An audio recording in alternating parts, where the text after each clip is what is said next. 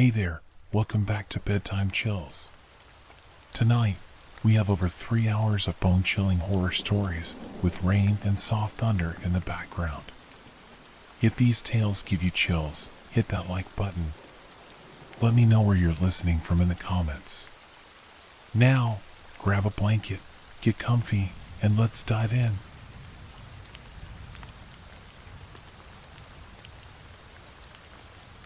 My house is empty, but my friend, who is deaf and blind, insists someone is here.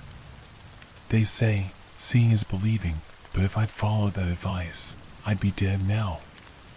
It was a deaf-blind friend who first told me there was someone in the house with me. I scoffed. I didn't believe him. I looked out across the wide, open, empty living room.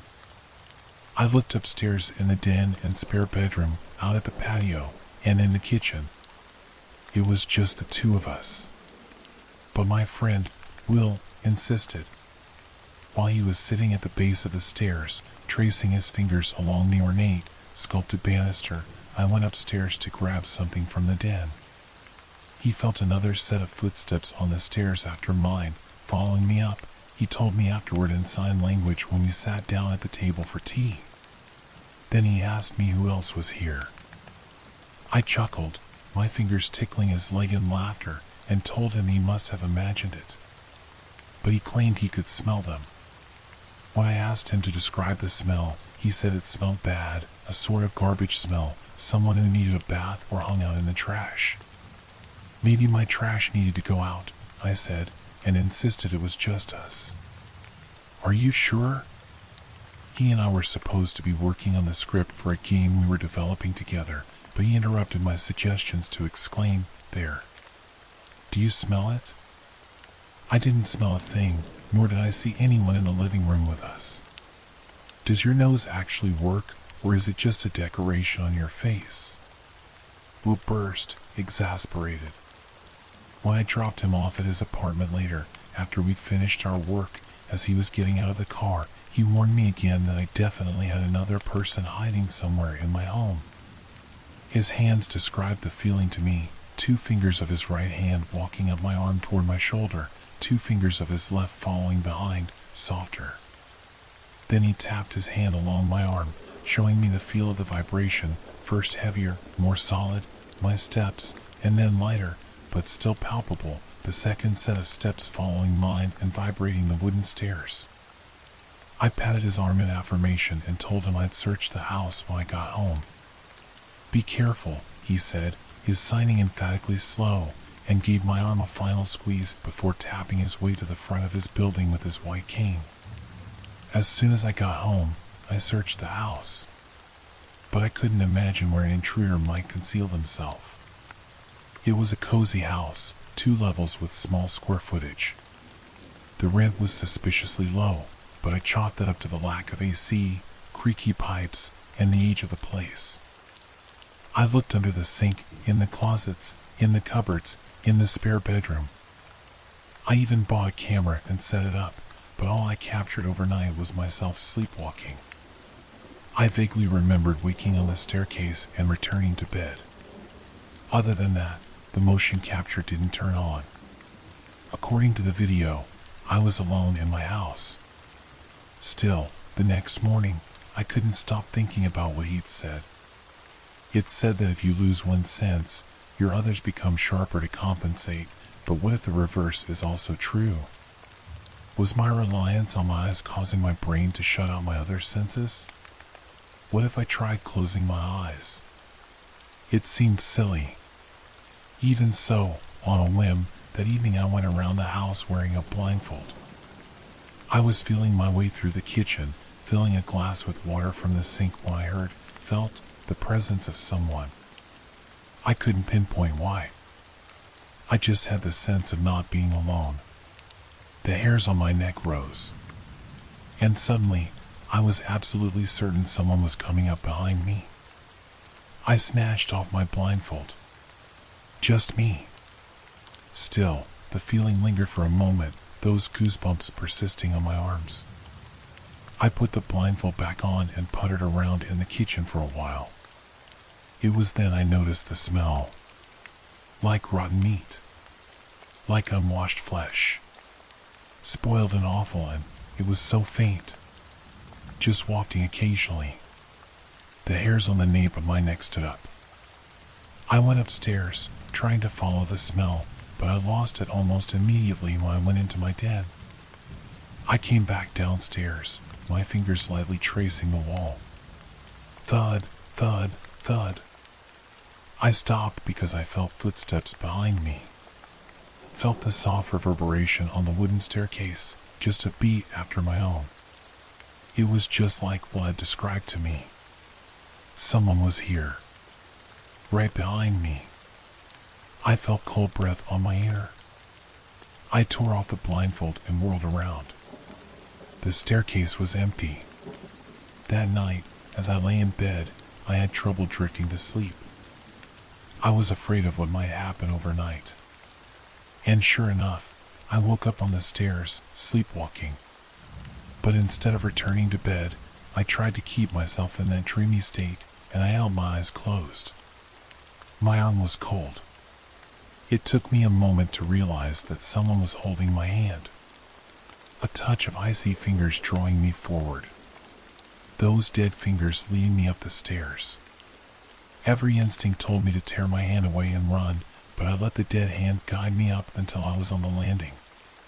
The rotten smell made my eyes water as the door to the spare bedroom opened. An overwhelming sense of dread made it hard to breathe as the hand guided me across the room. Then my fingers touched the cool handle of the balcony door and pushed it open, fresh air gusting around me. I yanked back, terror shooting through me, and rushed for the light switch. I was alone again. I'm now looking for a new place to live. Will is right. I'm not alone. And my life is in danger every night I stay here. I've got to get out as soon as I can. But my budget is tight, and housing is scarce in this area. So until I find a place, I've installed a bolt on the balcony doors, moved a heavy bookcase in front of them, and locked that spare bedroom. You see, I did some research and found out that the tenant who lived here before me died by hanging himself from the balcony of the upstairs bedroom. Before him, there was an old woman who lived here with her daughter, and the daughter was also found hanging. In fact, I don't know how many people before me have died here, seemingly by taking their own lives. The house is not reported to be haunted because no one has ever seen a ghost here, but every day, I feel someone in the house with me, their footsteps treading just behind mine. And every night, those dead fingers take my hand and try to lead me out to the balcony.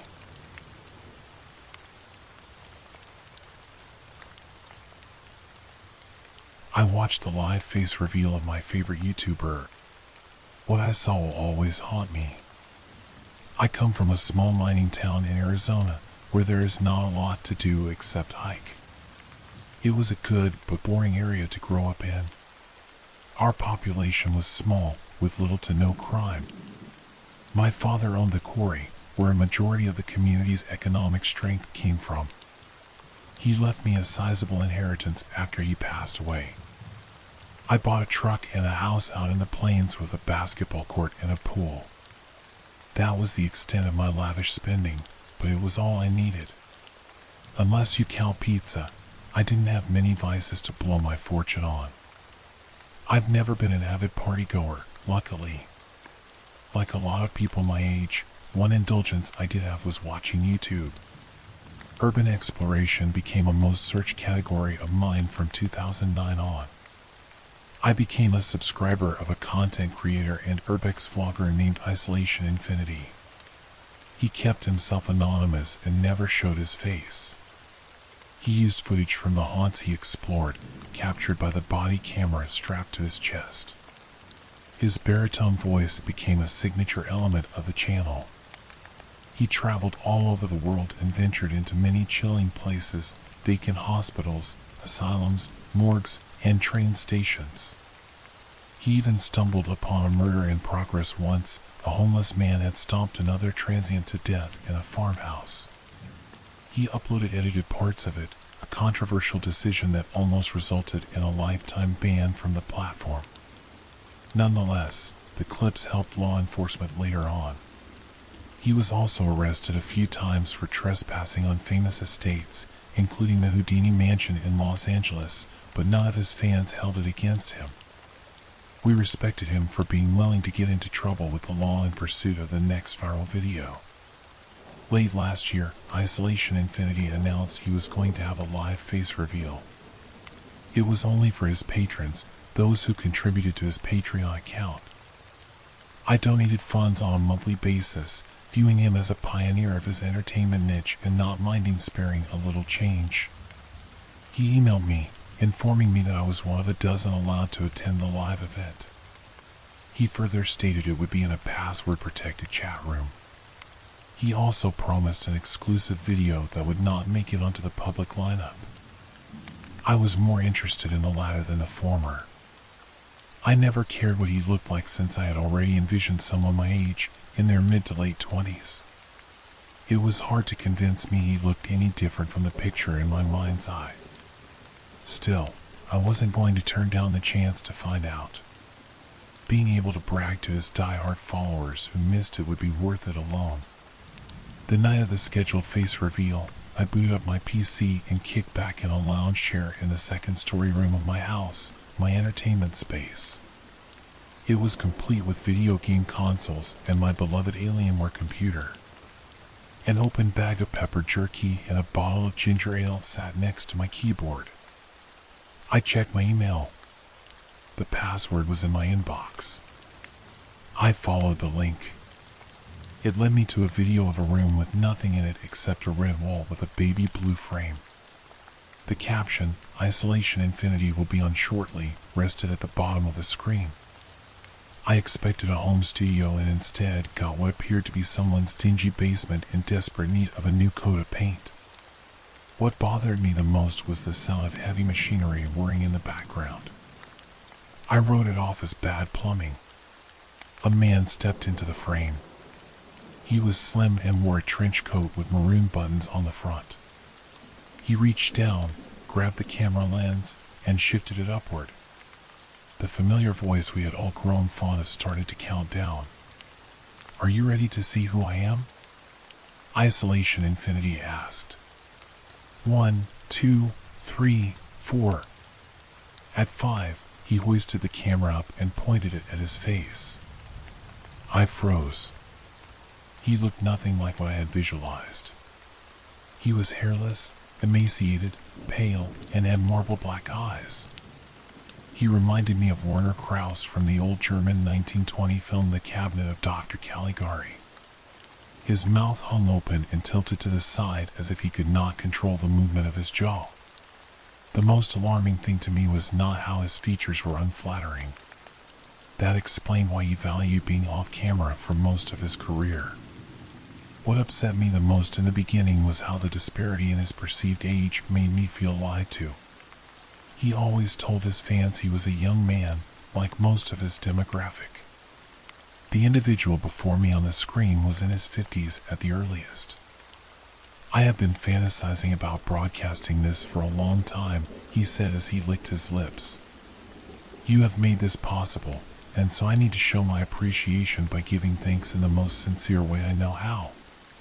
He moved the camera to the left, and I could not believe what I saw. A woman in her 30s sat on a grimy floor, her head down from evident exhaustion. Rusted chains circled her arms. She wore a tattered black top, as though someone's knife or nails had left wounds on portions of her torso. Stains covered her clothes. She had spent time in the dirt, fighting someone or clawing her way out of a soiled embankment before this. "Say something," he ordered her. "Tell them you can't wait to die." The blades of a chainsaw came into view, and its motor revved. She whimpered in pain, and when she tried to murmur something, I saw blood drip from her mouth. I dragged the mouse cursor over to the right-hand side of the screen to see how many people were in the chat. The answer I received left me weak. No one else was there but me. The others had either left or were never there to begin with, and I was too stupid to notice until then. My heartbeat increased as I tried to close the window. I could not. The X symbol on the right-hand side was visible but useless. It was like every virus-infected pop-up ad you could not escape from. What? Infinity Isolation asked. You don't like it, Mark? Everything I do is to make my most devoted subscribers happy. A chill ran through me. He knew my name.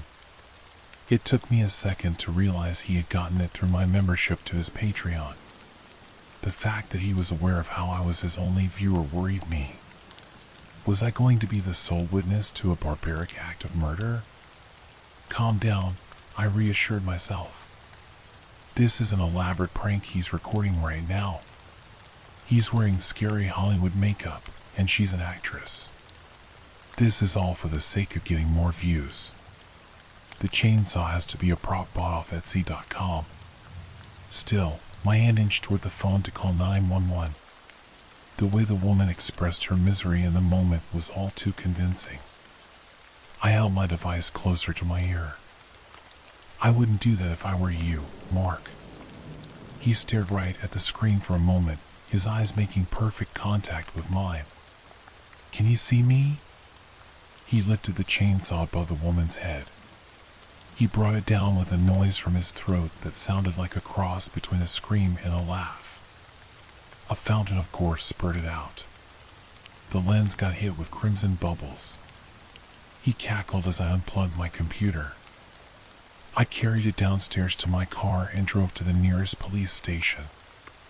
I filled out an incident report in an office with a dying lamp and the scowl of a detective facing me. He looked as though he would have rather been anywhere else but at work. For the first 2 hours, I had to convince them that I was not a crazy person. They thought I was there to waste their time with a fanciful tale of my correspondence with some creep. I hope it was all a hoax, I said. If this is not real, no one would be happier about it than me. Here's my computer. See if you can trace where he's at in case. I gagged before I could complete my thought. The idea of it being authentic was overwhelming. They had cybercrimes go over everything, and a few days later, I got my PC back. It took about a week before I received a call from someone working the case. She was a homicide investigator named Samantha Brown. We found the killer was streaming from a bunker in Virginia, she said. It's an old fallout shelter abandoned since the Cold War. He calls himself the I-73 Butcher since the highway is his preferred route. He uses it as a screen name on the dark web. Infinity Isolation is a serial killer? I asked, feeling a knot in my stomach. No, she said. The real Isolation Infinity is someone else. This maniac poses as famous people. He uses a combination of tools, including voice-altering software and encrypted Wi-Fi. He hacks into their accounts. He gets a thrill out of making complete strangers watch his acts of terror. His tech-savvy ways also allow him to control other people's webcams, and we don't know how many he has breached. He is on several most wanted lists of different agencies. We have never found out what he looks like. The faces he uses on those terrible live streams are prosthetic. He has maintained stringent anonymity and avoided the news cycle. I'm sorry you saw such torment. The good part is that you turning in your computer helped us at least find out his last known whereabouts. The scene's searched, and we have some evidence. He's still out there somewhere? For now. I went to bed that night with a host of emotions. I felt violated by a complete monster who sabotaged my privacy. Moreover, I felt dumb for getting swindled. I still feel shivers over the fact that he is not apprehended. Word of what happened got to the real Isolation Infinity, who has since deleted his entire channel. Many speculated that victims mistaking him for an insane person perturbed him. Sometimes, as I lay my head down and drift off to sleep, I hear a noise by my window. I jump up, thinking it is a chainsaw. Thus far, it has been a neighbor's lawnmower every time. I hope it stays that way.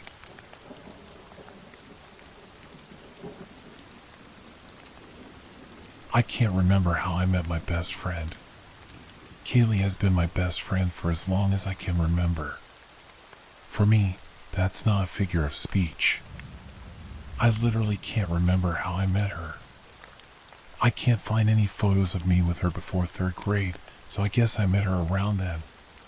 Strangely, though, she's not in any of my class photos. I remember her coming over to my house all the time, but I don't ever remember going to hers. These things never struck me as weird until a few days ago when I really sat down and thought about them. Some things in life, you just sort of accept as fact, right? They've gone on so long you don't remember how they started. Like how I always put eggs on the top shelf of the fridge, or how I always tuck my blanket under my feet before going to bed. I don't remember how it started. I've just always done it that way, as long as I can remember. So how did I meet her? I don't remember. They say if you lose your sight, you don't see pitch black, or nothingness, or a void. You just have the absence of sight. That's how it is for me with Kaylee. There's no remnant of a memory, nothing on the tip of my tongue. It just isn't there. A few days ago, I asked her about it. Do you remember how we met? What do you mean? She asked, her smile faltering. Well, we met when I was around 8, right? But you went to a different school. So, how did we meet? It was at that summer camp, wasn't it? She asked. With the bottle rockets? I don't think so. I'd only gone one summer, and I was pretty sure that was the summer after 4th grade. Church, then. Which church? Kaylee paused. The one off Main Street with the steeple. Which one? Oh, I'm not sure. You know I'm not religious, she said with a laugh. The one on the corner or on Elm Street? She paused. Elm, I think. Well, my parents took me to St. Paul's on the corner, I said. So it couldn't have been church. She said, shrugging. Then I don't know how we met. It was weird. She seemed confused, and yet it almost felt like she was playing the role of a fortune teller, throwing out vague answers and hoping I'd jump in with more details. So you don't remember how we met? I said, with finality. I guess I don't. She shook her head, her bleach blonde hair shaking around her face. Isn't that silly? We've been best friends for 10 years, and we can't even remember how we met. I wanted to ask her more, but then my roommate got home, and my roommate is a bit persnickety, so we decided to quietly watch a movie in my room to give her some peace. It seemed weird to bring it up again. I was probably overthinking things. That night, however, I couldn't sleep. As Kaylee slept peacefully on the futon in the common area, I lay wide awake in my bed. Why can't I remember? And then a thought occurred to me, someone else must remember. I went on Facebook and clicked over to our 21 mutual friends. I started scrolling, making a mental list of who was most likely to know. But then, a sudden realization hit me. Each of these friends I'd introduced to her. None of these were our friends originally. They were all mine. I squinted at the screen. How does that make sense? Has she really never introduced me to her friends? And now that I thought about it, she was always visiting me at my dorm, making the 2-hour drive. She offered because I was broke and couldn't afford the gas, but maybe there was more to it than that. Why had I never thought about this before? I scrolled back through my Facebook photos to some childhood photos I'd posted. Kaylee was in them, sure as day. She looked different. Her hair wasn't bleached then, her face was chubbier, but from the dimples to the sharp chin, it was her. I clicked back on her Facebook page and scrolled, and that's when I realized something. Every single post involved me or one of our 21 mutual friends. I didn't see a single tag by someone I didn't know. Well, that could be the privacy settings, couldn't it? Like her friends who've tagged her have made the post only visible to their friends or mutuals? Or something? But not a single post? It was like her entire life revolved around me. Like every single event in her life was related to me, directly or indirectly. I gave up on sleep. I got out of bed and walked into the common room, grabbing a Coke from the mini fridge. Kaylee was sleeping soundly on the futon. I glanced over at her, my heart pounding. Her pale skin was blue in the light from the microwave clock. Muffled music came from my roommate's room. She was still up. With my mind racing and no one else to talk to, I went over. "Can I come in for a second?" I called quietly through the door. As soon as she opened it, I darted inside. "There's something weird about Kaylee." Isabel scoffed. Yeah. Duh. What? She's weird. Always has been. You just noticing this now? I frowned at her. Okay, sorry, that came out really mean. But it's true. She's just weird. I wish she wouldn't come over every weekend, but since you're really good about Ben coming over, I never say anything. She doesn't come over every weekend, I huffed. It's been a lot.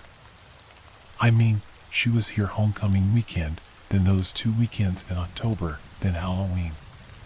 She wasn't here Halloween, I protested. Oh yes, she was, Isabel replied. Ben and I had to go over to his place, because she was here with you. I shook my head. No. She wasn't here Halloween. We stared at each other. Isabel's irritation melted to confusion. She wasn't here. I had COVID, remember? But I saw her. When we came back from the Beta Theta Pi party, she was here. We had to go to Ben's place. The room started to tilt around me.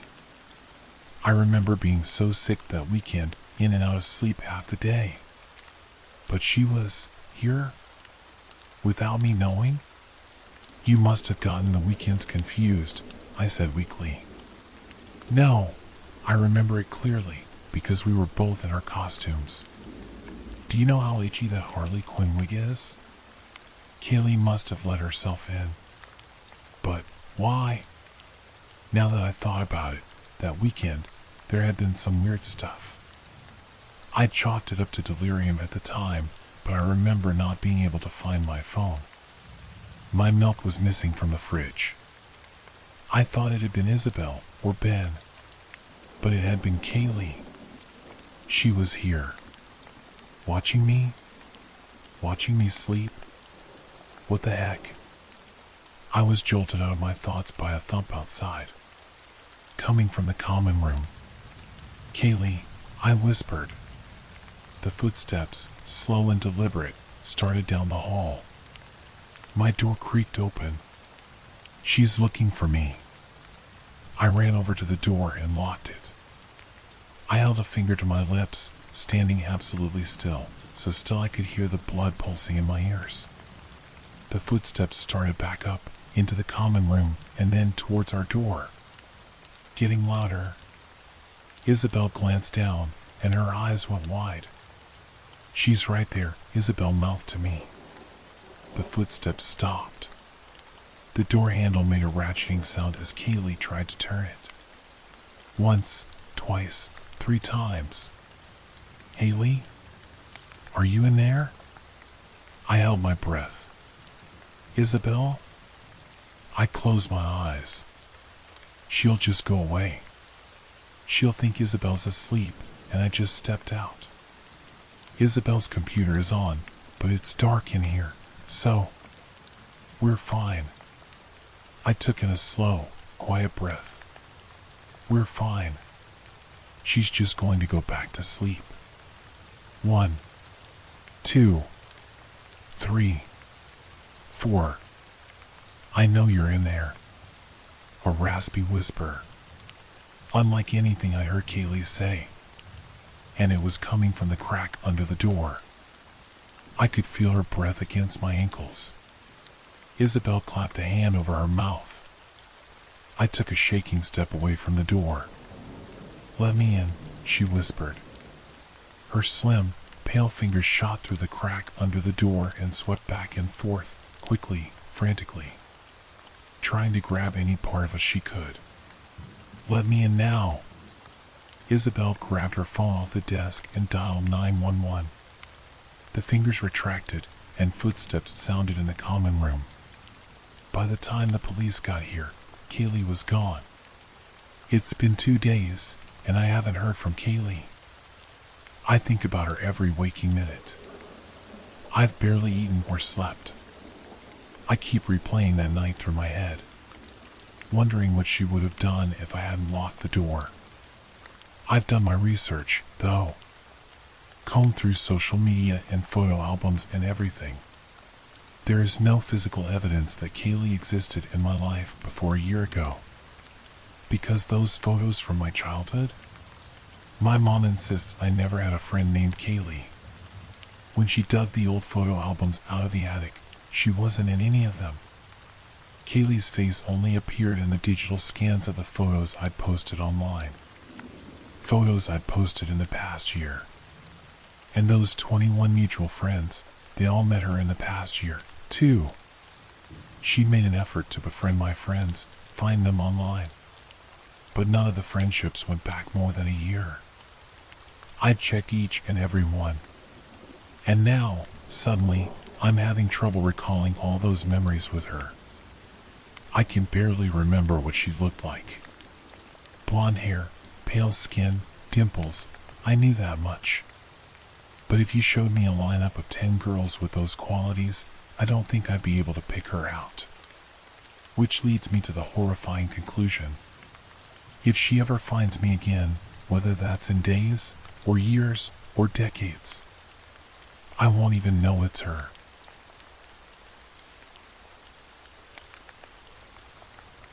Somebody has been leaving notes around my house.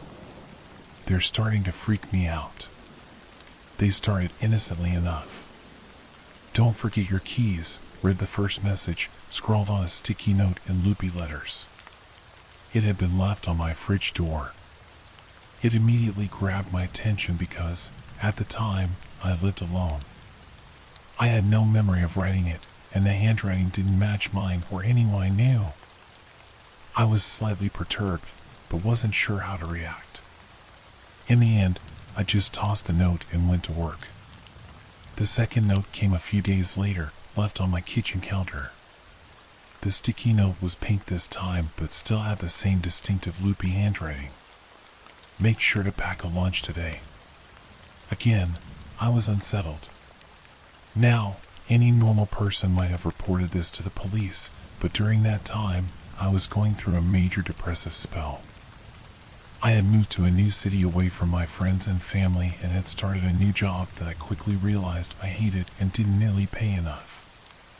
Home was lonely, and work was soul-crushing. I had trouble enough getting out of bed each morning, let alone filing a report that I'm sure the police would not take seriously. Even more stressed, I crumpled up the note. However, I ended up packing a small lunch for myself. Usually, I didn't bother to put in the effort and just ate cafeteria food, but against my better judgment, I fulfilled the wishes of the note. That day, the cafeteria was closed. The main cafeteria fridge had broken overnight, and many of the frozen lunches inside had gone bad. Management thought it would be better to shut it down for the day. A feeling of unease settled in my stomach after learning the news. It was as if the note had predicted it. The notes continued throughout the following weeks. They would typically show up on random days, no more than 3 notes a day. They were all left in obvious places in my apartment, all on sticky notes and in that unfamiliar loopy handwriting. They began to grow more prophetic. "Take I-80 today. There will be a bad accident on your way home. Janet is going to offer you some cookies at the office. Politely decline. They will give you food poisoning. Marie has been on a diet. Compliment her on her weight loss. She'll end up thinking well of you. Of course, I tested the notes to see if they were accurate. Every time I ignored their advice, whatever it warned against came true. One day, a note said to pack an umbrella, and I purposely didn't. It was forecasted to be sunny that day, so any normal person wouldn't think to pack one, but sure enough, I got soaked that evening walking to my car. I was incredibly curious about the notes. There were so many questions I had about them, and those unanswered questions kept festering in my head. I tried writing notes back in return and leaving them out, but never got a response. I'd speak out loud and ask questions as if, or in case, the note writer could somehow hear me, but this only made me feel foolish. I'd occasionally make a surprise visit home at odd hours just to see if I could catch the note writer leaving their notes. Of course, I never caught them. I tried installing cameras in my apartment, even making sure all the cameras were completely hidden, but the next day, I found every single one of the camera's insides completely torn out and placed on the kitchen table with a single note next to them reading, "Never do that again." The notes stopped coming after that, which made me deeply regretful. I had grown accustomed to the notes. I had begun to rely on them even. They had significantly improved my way of life over the last few months, both mentally, financially, and socially. I had actually started making friends at the office thanks to their advice, and for the first time in my life, I was even a bit popular. My managers, who before the notes didn't pay much interest in me, now valued my presence and would ask for my opinion on projects. It was no secret I was on my way to a promotion. Could I still do that without the notes?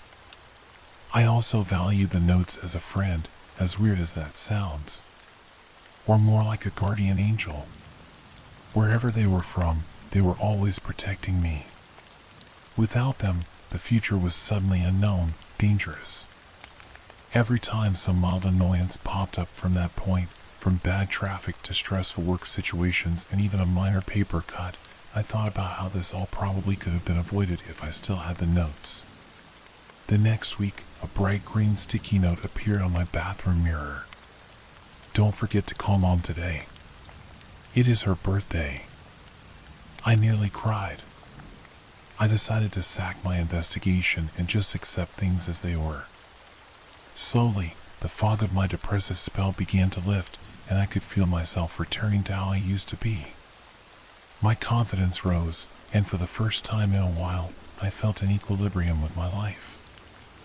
I went out, cracked jokes, and even managed to clean up my apartment. I also managed to get a girlfriend somehow. Her name was Amanda. I met her at a pub while I was out with my buddies. The best part of all this is that, for some reason, she seemed to actually be into me. She was gorgeous, way out of my league really, with long auburn hair that reached down to her back with soft brown eyes. Her laugh was lovely, and the lemon-scented perfume she liked to wear was intoxicating. She was the type of girl you could chat with for hours and never run out of things to talk about. The relationship was still new, so I was trying not to plan our whole future together in my head, but she was so lovable, it was hard not to. At some point, I briefly thought about telling her about the notes. I've always wanted to tell someone about it, but never really had anyone to tell up until now. I decided not to, however, afraid she might think I was crazy.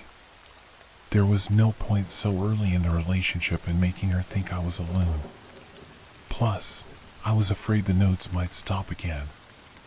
If whoever was leaving them clearly didn't want me looking into them, how would they react if I shared what was happening with somebody? So, at the moment, I kept it to myself. Amanda had a hobby of cooking and had invited me to her house on Saturday for, in her words, the best spaghetti you'll ever eat. I was pumped since this was the first time I would actually visit her house. I was in a good mood that evening as I was getting ready for the date. I hummed to myself happily, thinking about how lovely this was going to be, and went downstairs to grab my keys. On the kitchen counter was a new hot pink sticky note. I picked it up instinctively. Kill your girlfriend. My brain stopped for a moment. I read it once, twice, a third time, the words flashing in my brain but hitting an error every time. I set the note down and gulped, feeling nauseous. Anxiously, I went to my car and started driving. I tried not to think about the note, but the words kept circling in my mind. Kill your girlfriend. The notes had never failed me before, and they were always in my best interest as far as I knew, which was admittedly not much. Maybe they were wrong this time? Maybe it wasn't meant to be taken literally? Kill could be a synonym for break up, right? My mind kept trying to make up poor excuses the whole way there. By the time I arrived, I was a sweaty mess and not a lick calmer. I pulled down my sun visor to check my face, and a bright green sticky note fluttered out. I went cold. The notes had never appeared outside my house before. Hands shaking, I picked up the note and read it. Kill Amanda. Take the gun from your glove box and shoot her. I looked at my glove box wide-eyed. I did indeed keep a handgun in my glove box for safety purposes. I wanted to puke to believe this wasn't happening. Again, I ignored the note and walked up to Amanda's house, trying to shake the message from my mind. She answered the door almost immediately after I rang the doorbell. Hey, what's up? She said with a bright smile, but when she saw my face, the smile dropped. You okay, Gary? What's wrong? She said in concern. Nothing, I lied, trying to force a smile. Well, actually, I think I have a bit of a stomach ache. Come in, she said, ushering me in. The inside of her house was cute and homely, and she fretted over me worriedly as she led me over to her kitchen table. She then took my hand and rubbed it comfortingly. If you're not feeling up to spaghetti, we can always have it another time. Don't worry about it. Do you want any antacids or something? I smiled. The way she was so concerned for me over a simple stomachache made me fall in love with her all over again. My heart panched with both love and guilt. The aroma of cooked spaghetti was also extremely strong, and even though she said it was fine, I knew it would probably be a bummer for her to pack away all that spaghetti after just making it. I'm fine, sweetie. I probably have a stomachache because I haven't eaten much today. I was looking forward so much to your spaghetti. Her smile returned again. I always loved how fast she smiled at things. Well then, Mr. Hungry, let me grab you a bowl. She left for the kitchen. I reclined back and sighed, sticking my hands in my pockets. I felt a crinkle of paper. Shit. I pulled the paper out of my right pocket. Take your chair and bash her head in. I had a hard time controlling my breathing as I stuffed the note back in my right pocket. I also felt paper in my left pocket, and against my mind screaming for me not to, I pulled it out, realizing that it was actually 2 notes crinkled together. Shakily, I unwrinkled the first note. Do not eat the spaghetti. Substanced. What's that, Gary? Asked Amanda behind me. I nearly jumped out of my skin. I stuffed the notes back in my left pocket. Oh, just some note from work I forgot was in my pocket is all. I said in a weird voice. She frowned, looked like she wanted to say something, but then thought better of it. Here, babe, she said gently, handing me a bowl of spaghetti. It looked heavenly. I wanted to puke. She sat next to me with her own bowl. She rested her head in her hands and looked at me excitedly, expectantly. I stared at her blankly. Well, take a bite, silly. she said, gesturing toward my bowl. I'm so sorry. I really need to use your bathroom. I jumped up and started looking for her bathroom. She jumped up after me, looking confused. Gary? What's wrong? You've been acting weird. When I found the right door, I went in and locked the door behind me. She kept knocking and knocking. Gary? Gary? Seriously, what's wrong with you? Is the stomachache that bad? Talk to me, Gary, please. I backed up and sat against the bathroom wall, then sank down to the floor.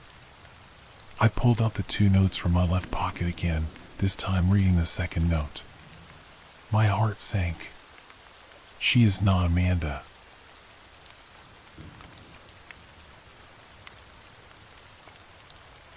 A 911 call where nothing made sense.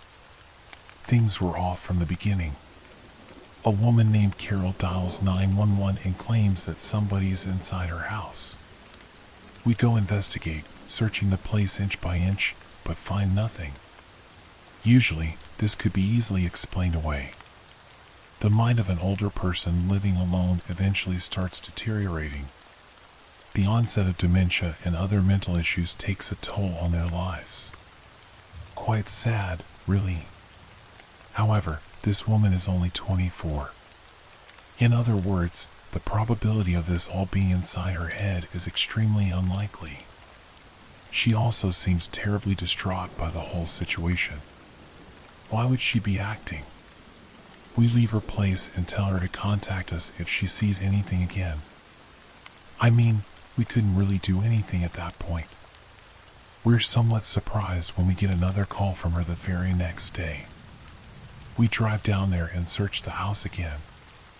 We find nothing, again. The problem is, the house seems different this time. Almost as if there's some subtle detail that makes it a separate place from the one we were in yesterday. My partner, Beck, says he noticed it as well but doesn't quite understand what's wrong. We decide not to say anything about this as we tell Carol that we came up with nothing. However, she tells us to stay. I recorded him, she says. She takes out her phone and tells us to watch the video she's pulled up. It's footage of her in the house. She's running around, breathing frantically. And then we see him. A large figure, covered head to toe in what appears to be a black bodysuit. He lumbers toward the camera as Carol screams and ducks into a room, locking it from the inside. There are a few bangs on the door before we hear footsteps walking away. We don't know how to react to this footage, but we try anyway. We come to the conclusion that the man must have left once Carol got behind the door. However, the front door was locked when we arrived, and Carol told us she hadn't left the room. Did he also have the keys to her house? That would explain a lot, but it also made this situation a lot worse. We decide to keep an eye on her house for the night.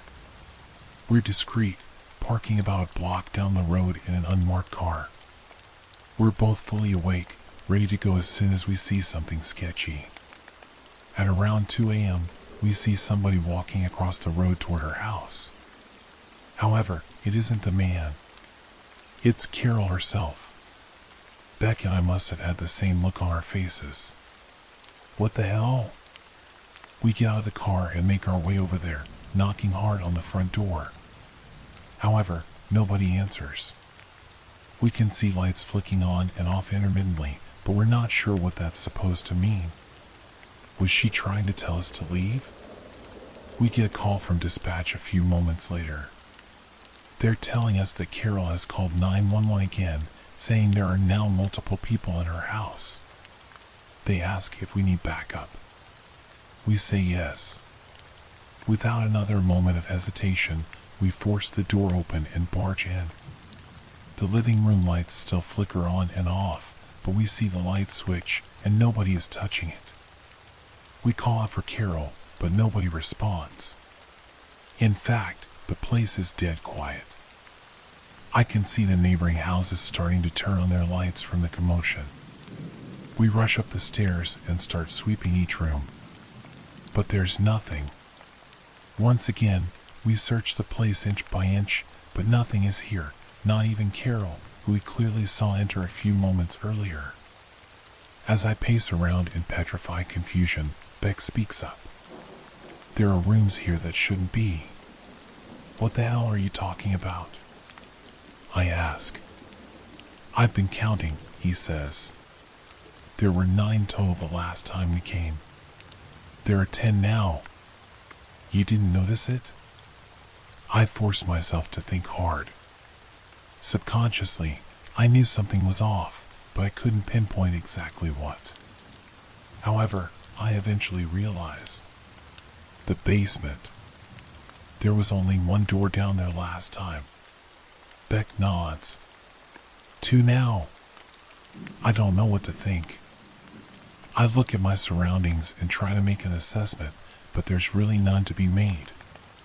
We hear a knock on the door about 10 seconds later. It sounds agitated. We look out the living room windows but are met with red and blue police lights. We're hesitant to answer, of course. I decide to take a step forward, but Beck pulls me back. He looks at me and shakes his head, whispering, "We left the door open, remember?" He's right. My radio starts crackling. Another call from dispatch. They're telling us that we need to leave the house immediately. Carol called again, this time saying we were going to die in a deathly monotone voice. The knocking has stopped, but we can hear footsteps in the basement. Something isn't here with us. We've decided that this was enough. We needed to get out of here. As we start descending the steps, we hear a voice coming from the kitchen. Carol comes out, blocking our path to the door. She looks detached, with blank, beady eyes staring right at us. "Did you find him?" she asks, without any semblance of emotion in her voice. "I think he might be in the basement. Why don't you go check?" Beck and I are frozen in shock. She just keeps looking at us, gesturing towards the basement door every now and then. The footsteps down there sound like they're running in circles now. We ignore her request, abruptly brushing past her and bolting out of the front door. The backup still isn't here, so we decide to just get into our car. However, we see somebody down the street peering through our driver's side window. He's large, dressed in what appears to be a black full-body suit. He looks away from the window and directly at us. It's hard to tell from this far, but the suit doesn't seem to have any eye holes. Beck speaks up, "Sir, please step back from the vehicle." His voice cracks in the middle of the sentence. He's terrified. As soon as Beck stops talking, the figure starts running towards us. It's fast. Too fast. In the time it takes for us to pull up our guns, we've realized that it's actually moved past us, into the house. We waste no more time running into the car, locking the doors, and waiting until backup arrives. When it finally does, we're extensively questioned while what appears to be a SWAT team searches the house. However, it isn't the police chief asking us. Instead, it's some guy in a suit that we've never seen before. He asks us things like how many doors were there in the house, and what did Carol look like exactly, and did we ever see a man with one wandering around? We answer inconclusively to pretty much all of them. We have no idea what the hell's going on. At one point, we see SWAT members carrying multiple stretchers outside and loading them into their truck. Not an ambulance, mind you, but their own truck. Eventually, the man who was questioning us tells us to go home and to report to our station as usual. He tells us not to worry about what we've seen here. I don't know how he expects us to do that. We drive back to the station in complete silence. As we park, Beck finally lets out a sigh. "Jack is crazy, dude." I look at him in confusion. "What are you talking about? Who the hell is Jack?" He reciprocates an equally confused stare at me. What the hell are you talking about? The dude who owns the house. What? It was a lady named Carol. How'd you forget already? We hold each other's chaotic gaze for what feels like a minute, but we say nothing further. We both silently exit the vehicle and start heading our separate ways home. We both know that something's terribly wrong with the other. I try not to think about it too much as my head hits the pillow. I manage to drift off to sleep about 3 hours later, only to be woken up immediately by the telephone. Barely coherent, I answer it. We need you. A woman dialed 911. Says that somebody's in her house. My heart sinks slightly. It sinks completely when he tells me the address. It's Carol's. I hang up the phone and slump into the bed. I just want this nightmare to end.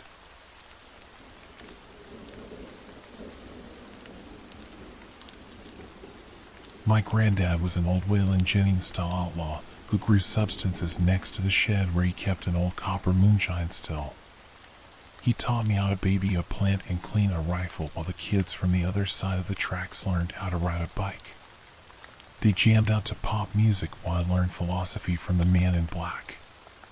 Those were the good days. School was never a priority to me. The only lessons I was concerned with were taught on that front porch. He was the only family I had. The only evidence of a father was an old Colt government model 1911 and my mother's hateful glances. I have a half-sister who isn't the spitting image of someone who ran out and therefore wasn't nicknamed Bastard. She was loved. I wasn't. Don't talk much to either of them. You have to understand the certain level of pride that comes with the title of white trash. We were thrown out like empty cheeseburger wrappers or cigarette packs. Yet, somehow, we stick by the side of the road. We may not be applauded like a concrete rose, and we might even disgust your usual passerby. But despite the rain and the wind, the landfills and the pavement, the gentrification and the carpetbaggers, we are still there, damn it. My buddy Marco used to say the feudal system never left, and I gotta agree with him. Saying he's smart is an understatement. Hell, he's actually a borderline genius. While Bobby and I were selling dime bags under the bleachers, he stayed in the school's library with his nose in a book.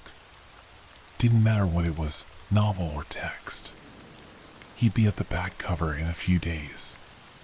He looks at every problem from 6 different angles, and if one of his plans messes up, I guarantee he has a backup. He's also an angry cynic, like most smart people. You see, Marco always wanted to be a surgeon. That's the reason he shied away from high school parties and can still recite every bone in the human body from memory. Then Mary happened.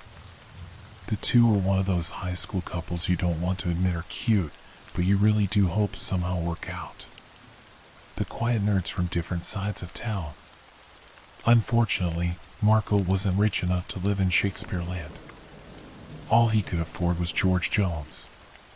Mary broke it off with him to go to Stanford. Marco couldn't afford tuition, and the government was too busy killing people overseas to help out the son of a country boy from nowhere, Kentucky.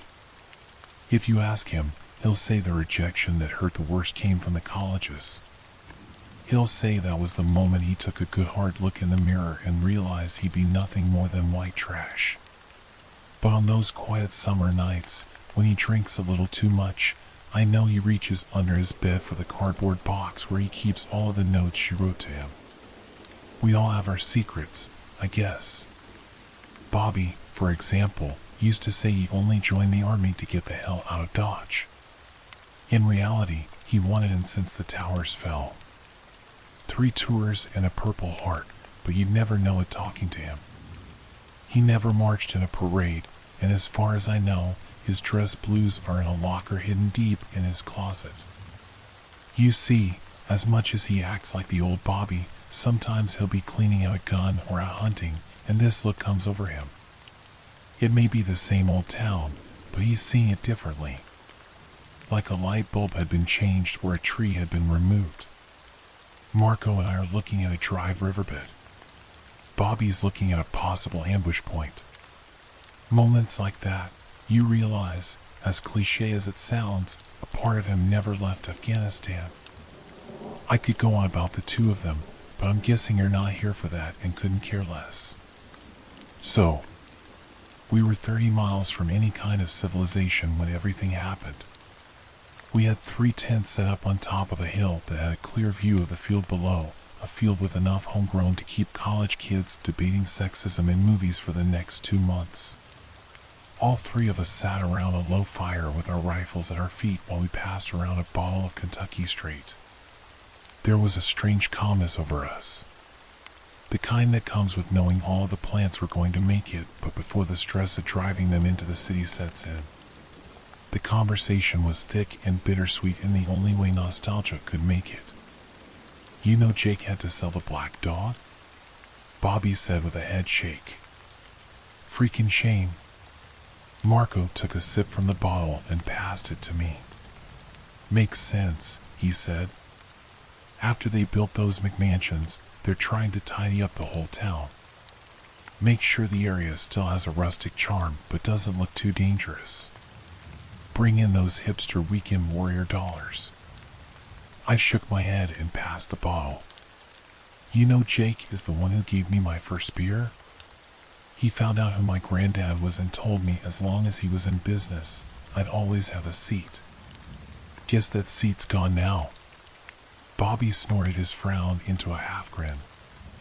I lost my virginity in the bathroom to Maggie Hansen, right after I signed up.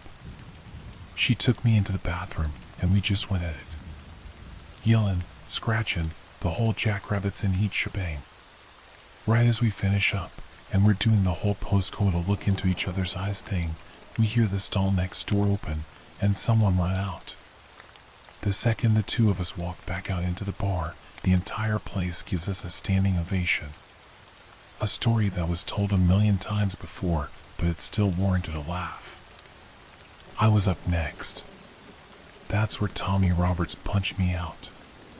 We were doing tequila shots with Casey when he just cocked back and laid me out. Thing is, both of us were so drunk neither of us can remember why. It's been 4 years, and we still can't get a straight answer from Casey. Marco's turn. Mary and I's first date. Some big bad biker was flirting with her, and I threw a punch. It landed, but he didn't even react. Next thing I know, I'm flying through the door and lying out on the gravel. Come to think of it, that night actually turned out kind of good. That's how the night went until we all went to sleep. I was still drunk when Marco shook me awake. Hey, hey! I stirred and started rubbing my hands over my still tingling face. The hell, Mark? His eyes were bulging from his skull, and he looked desperate. It's Bobby, man. He's losing it. I jumped out of my sleeping bag and ran out of my tent. Bobby was crouching by the dying fire, white knuckles wrapped around the grip of his MP10. His eyes were bulged, and his breathing was shallow. They're out there. I put my hands up and approached him slowly. Bobby, it's just us out here. He violently shook his head. No, there's someone out there. I can feel it. I took a few steps toward him and knelt beside him. Marco kept his distance, every muscle tense. No doubt he planned to tackle Bobby to the ground if this went south. Bobby, I said in a low voice. It's just us. There is nothing out there. The veteran pulled the rifle deeper into his shoulder. Something's watching us. I was too focused on Bobby to notice it. Too drunk from earlier. But thinking about it now, it was there. Fire on the back of my neck. I felt it for only a brief moment before blood splashed against my t-shirt. I turned to the woods. Marco had taken his eyes off Bobby and now turned his gaze to the open wound in his gut. Intestines lay like power lines leading to a gripped claw. Meat, skin, and half-digested food dripped from each prong. The fire's remains weren't enough to fully reveal the assailant. No, it wasn't that. That thing was dark as if light itself ran from it. If it wasn't for the moon, the embers, and the glowing green cat eyes above us slowly revealed, sharpened-toothed smile, you'd never see it. My horror was cut short by the pops from Bobby's rifle. The first shot went high. The second found its way into what I think was its shoulder. The creature yelped, and Bobby went flying from the invisible swing of a second creature. I jumped into my still-open tent when a searing pain shot through my left leg. My hands flopped around as I was being pulled back out. I turned to face my attacker. The second creature, or maybe a third, had a claw in the middle of my calf. My fingers found the metal and wood of the 1911's grip. The creature was momentarily illuminated by the muzzle flash. Its head jolted back, and it made a similar sound to its friend. My only thoughts were on emptying the magazine when I began to slide away. It took me a minute before I realized Bobby was up and dragging me down the hill. We made it maybe 20 feet before we tumbled the rest of the way. We rolled until the little light from the camp disappeared behind a sea of 7-leaf plants. Our vision was at the mercy of the crescent moon. Bobby knelt next to me as I tried to stand. He whipped his head around in every direction, and I knew what he was going to say before he even said it. Ambush. We went quiet, and I heard it. The soft, unnatural rattle of the leaves. 1, 2, 3 of them. Different from the ones on the hill. No, wait. 4. 4 of them. Circling us like sharks. One of them came down the hill and stood a few feet in front of us. 5. They were making gulping sounds. Clicking sounds. Inhuman sounds. They were communicating. That was certain. Bobby tightened the rifle. I pointed the nearly empty pistol at the leaves before me. We fired, and the plants split before us. The incoming creature fell back. They can be killed. Thank God. Bobby whipped to his left and fired. Go! Another short burst cut the plants in two. Run. I'm not proud of what I did. I emptied the last few rounds into nothing and began to crawl deeper into the emerald foliage. Come on, you cowards. I'm right here. I kept my head down and crawled. Behind me, Bobby screamed insults. You think you can go against me? You think you can take me down? Another barrage of gunshots. The creatures were circling him, no doubt enraged about their fallen comrades. I'm right here. Another burst, then more gulping. They weren't paying attention to my hasty escape. They were too focused on the screaming rifleman. A metallic click and a thud. Bobby was reloading. Oh God. There was a clatter of metal on dirt, followed by the sound of tearing skin and bone. Then, silence. I turned toward the sky and tried to focus on the moon above. For half a second, it was blocked by the torso of my childhood friend and his crimson comet trail. I heard the thud a few feet from me and what seemed like a laugh from the creatures. They searched for me all night. I don't know how I didn't bleed out or how they didn't find me. I started my crawl toward the nearest road as the sun began to rise. A couple from the city found me, and I was taken to the closest hospital. When my leg healed from the farming accident, I was on the next bus out of town. I never went back for the bodies. That's what haunts me most as I write this out. Knowing that somewhere, deep in a forest patrolled by unspeakable monsters, the two guys I grew up with are rotting. In the end, they were used and tossed away. Nothing more than a few more white trash.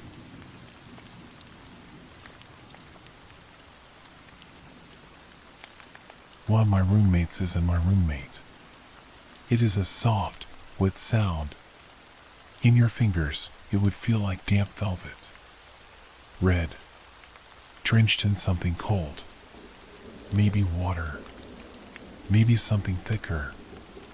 I found that note beneath my bed. It was shoved beneath one of the feet of the bed frame. I only found it because I decided to rearrange my room. The note was written on notebook paper with a pen. I didn't know what to make of it. I had 2 roommates, and I thought maybe it was one of them playing a joke. I walked into Harold's room. Harold was my best friend since college. We were constantly playing pranks on each other.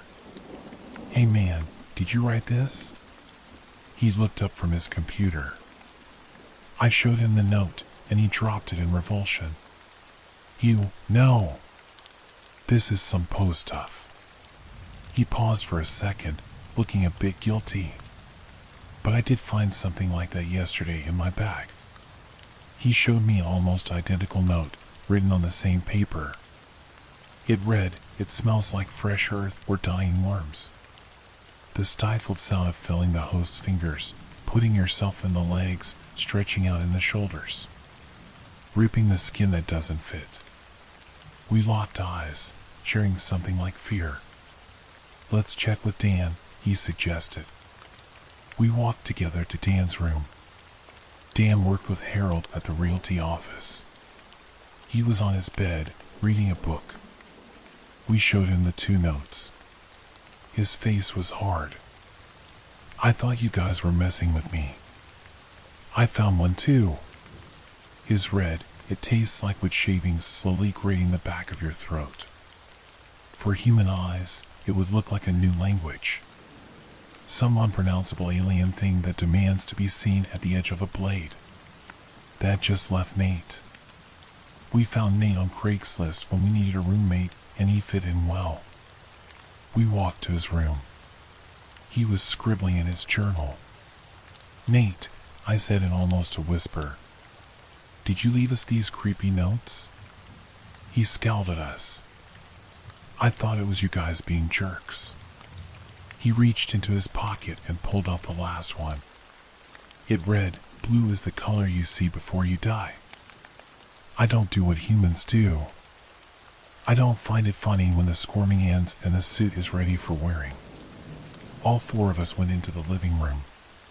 We put the 4 notes together, and they fit into one sheet of paper. Harold spoke first. "Maybe it's just a coincidence." "How the heck is that possible?" I retorted. "It's just paper." "It's not going to hurt us," Nate said anxiously. Dan said, "Yeah, but it's creepy, right? Not normal." We stood there for a few moments. It was getting dark.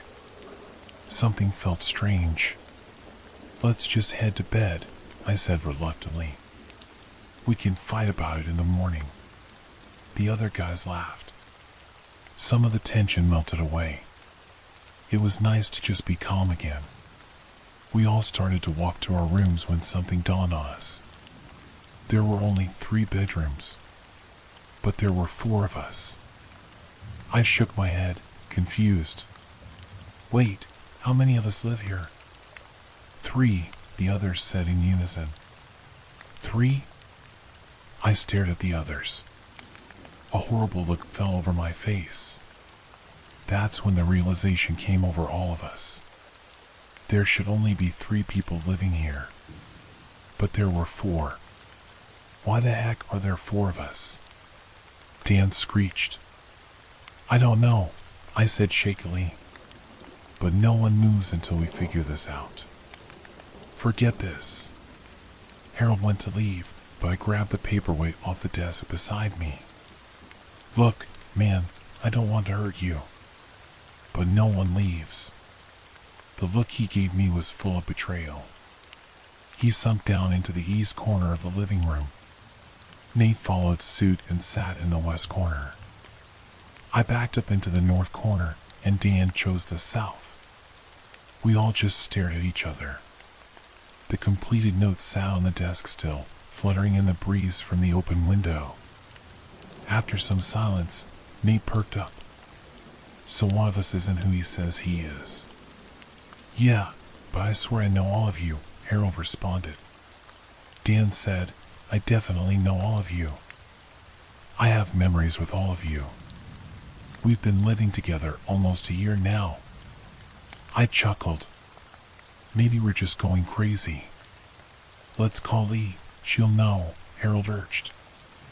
Lee was Harold's girlfriend. Nate shook his head. We can't trust her. She might just say whatever you want her to. I've known Harold since we were kids, I whispered. He's real. How can you possibly know that? Nate stands. I'm going to get a sandwich. I don't think so. Dan stands as well, balling his fists. No one leaves this room until we figure this out. So we're just going to starve? Not if we get to the bottom of this. Guys, sit down. I rub my thumb over the paperweight. We need to know who everyone is. Then we can figure out who is lying. Why do you know so much about this? Dan demanded. I let out a long breath. I've read about this kind of thing. It happened to some sorority girls in Ohio. They said there were too many girls for the number of beds. They didn't figure out who it was, and almost all of them died. Died? Harold's voice shook. Yeah, died. I looked up, finding all three men staring at me. Nate wiped his forehead. Same thing happened in Portland, I think. An entire office building was killed because there were too many workers for the cubicles. The few survivors said the extra workers were not human. They called them, shoot, I don't remember. Dan laughed. So you're saying one of us isn't human? That's ridiculous. That's exactly what it would say, Nate yelled at him.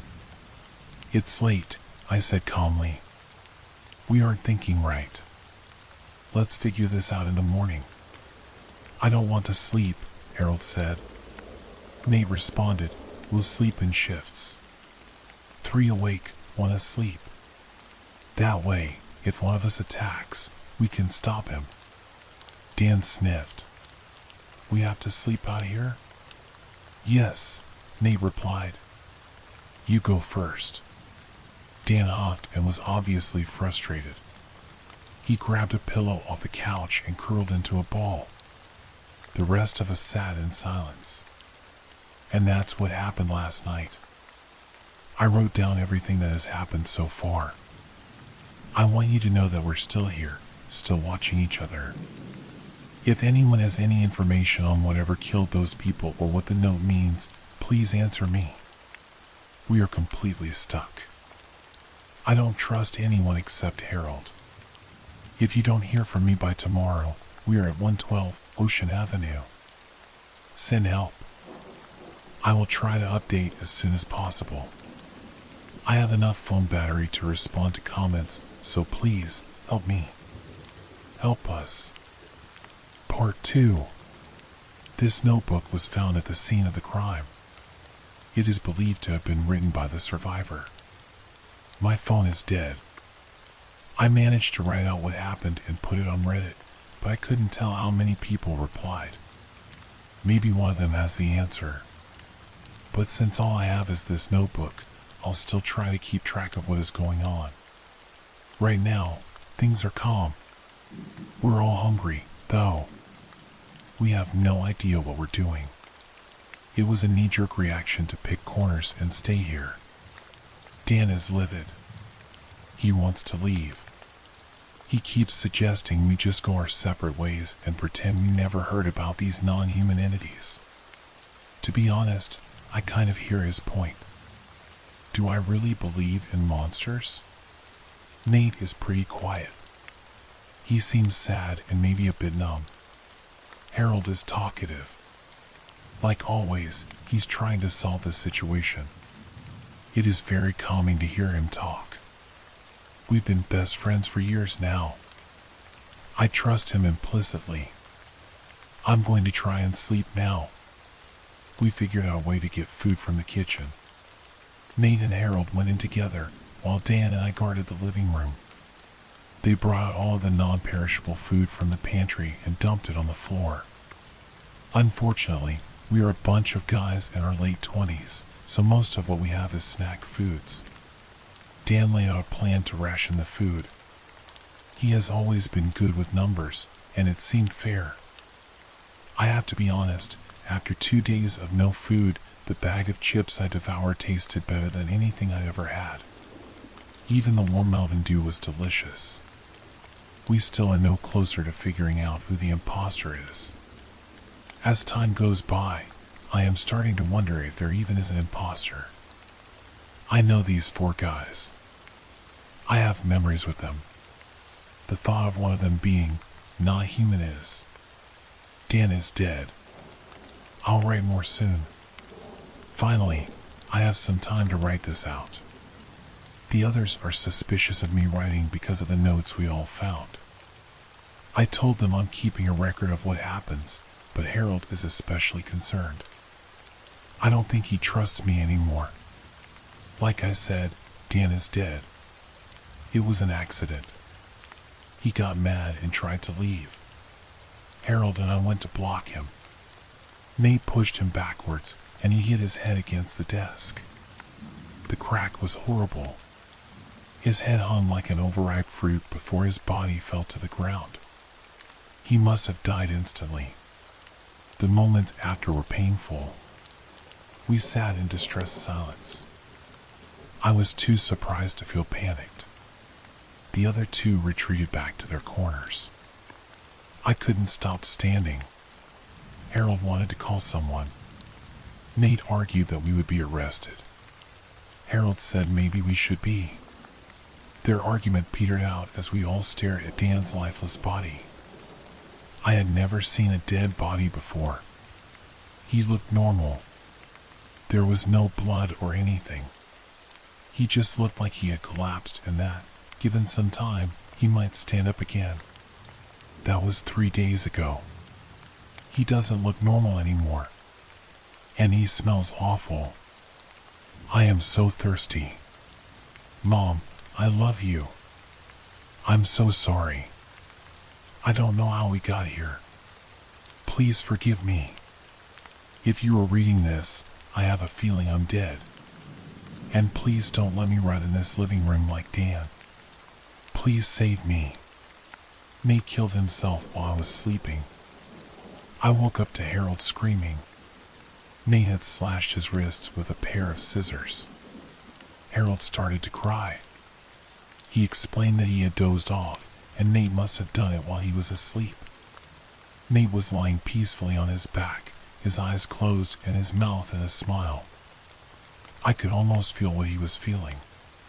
He had escaped. I held back tears. Harold sobbed and begged me to forgive him. I told him that Nate would have done it whether we were awake or not. We couldn't have saved him. I didn't really believe that. I stood warily. Our food was about to run out. Our small trips for water were not hydrating enough. But it was done. I told Harold it was over. Obviously, I knew Harold was real, so we could finally leave this place and find help. But Harold said no. He said it wasn't time yet. I didn't understand, but my mind was too tired to fight. I sat back in my corner. Maybe tomorrow. I want to go home. Something is wrong with Harold. I stabbed him 20 times and he won't die. The skin of his back has split. The bones are breaking. He is bleeding blue. It sounds like wet bare feet. I think Harold is a cocoon. He's emerging. He looks hungry. Mom, please. I'm sorry. It is a soft, wet sound. In your fingers, it would feel like damp velvet. Red. Drenched in something cold. Maybe water. maybe something thicker. It smells like fresh earth or dying worms. The stifled sound of filling the host's fingers, putting yourself in the legs, stretching out in the shoulders, ripping the skin that doesn't fit. It tastes like wood shavings slowly grating the back of your throat. For human eyes, it would look like a new language. Some unpronounceable alien thing that demands to be seen at the edge of a blade. Blue is the color you see before you die. I don't do what humans do. I don't find it funny when the squirming ends and the suit is ready for wearing. Michael Thomas was found at his address after his mother called the police. He was unharmed, although the same cannot be said for his 2 roommates. He was brought to a mental health facility where he will serve a mandatory 30 days. The police had decided that the deaths were accidental in the case of Daniel and self-inflicted in the case of Nathan. No charges will be filed against Michael. Despite his apparent good health, Michael was acting strangely. He wouldn't stop talking about the ill fit of his skin. Hopefully, the psych ward will do him some good.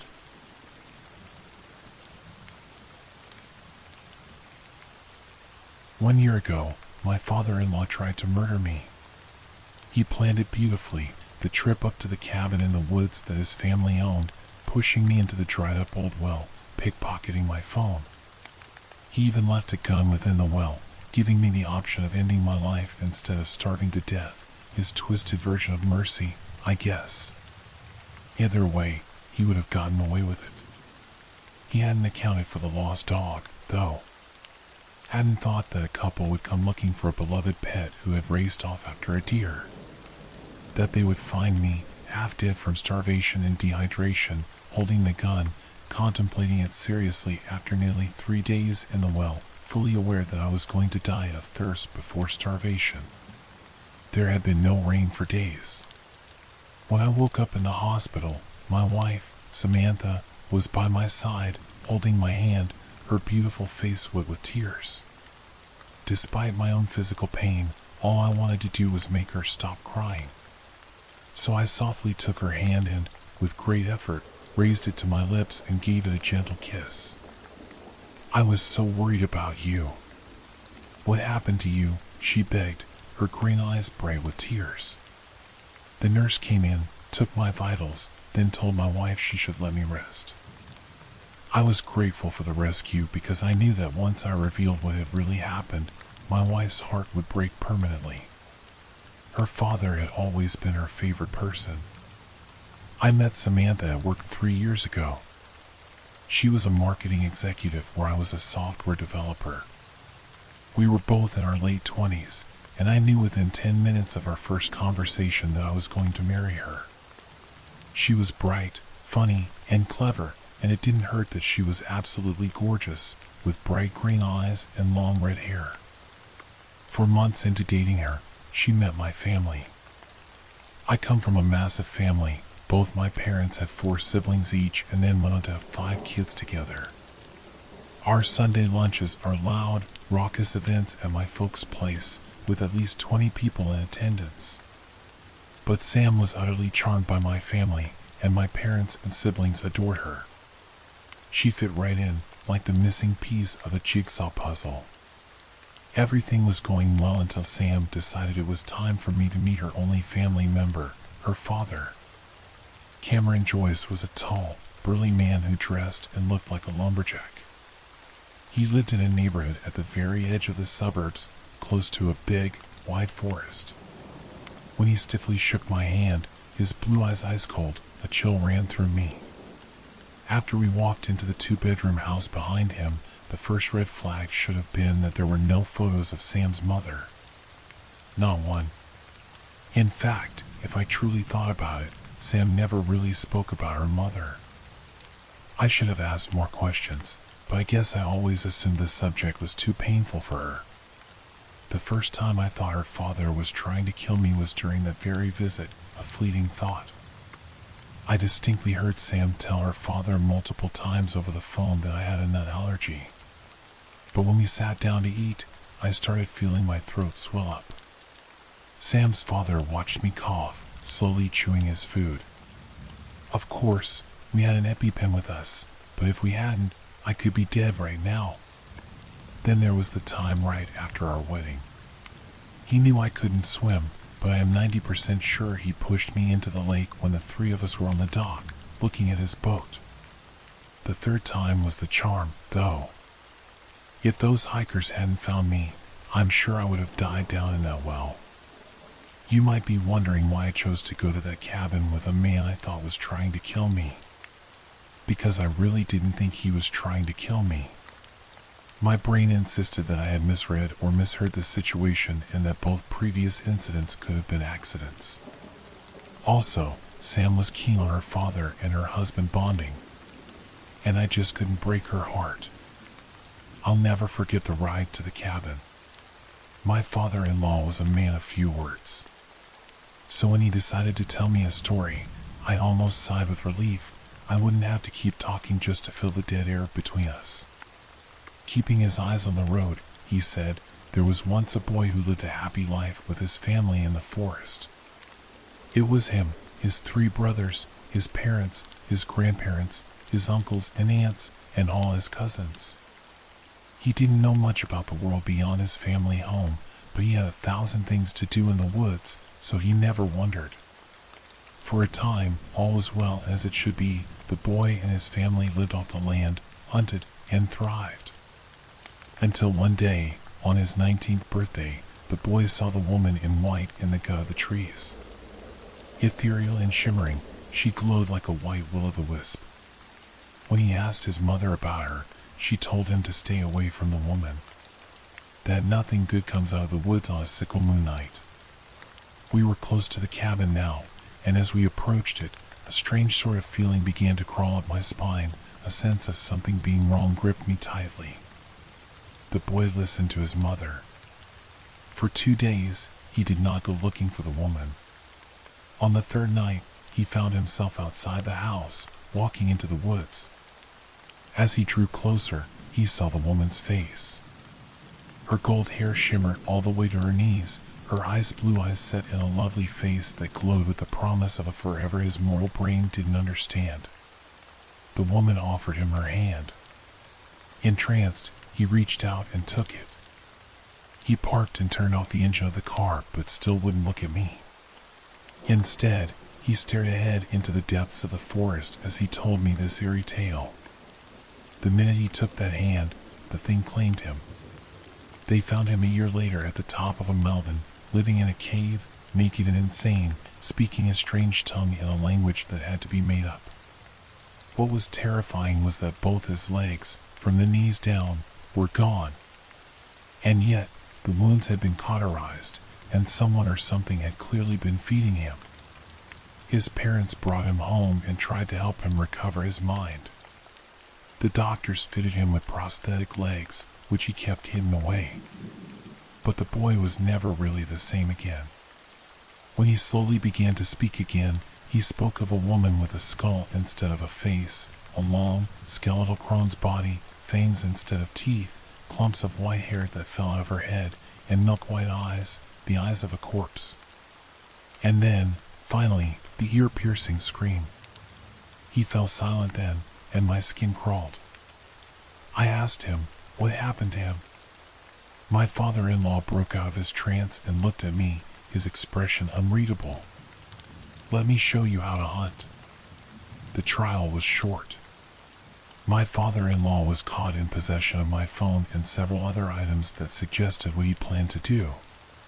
His internet search history revealed extensive ways to murder someone. When they put Cameron Joyce in prison, my wife cried herself to sleep every night for a month. I think she blamed me for what happened, even though she would never say those words. I would catch her looking out from our apartment in the direction of the forest, which we could see clearly. She grew more and more forgetful, wouldn't go to work, and would sleep all day. Some days, she wouldn't even brush her hair. Her face grew more haggard, and sometimes, when I saw her naked form in bed in the moonlight, I could swear I saw her ribs through her translucent skin. Her sadness was going to devour her, and there was nothing I could do about it. One day, I came home, and she wasn't there. I looked for her everywhere.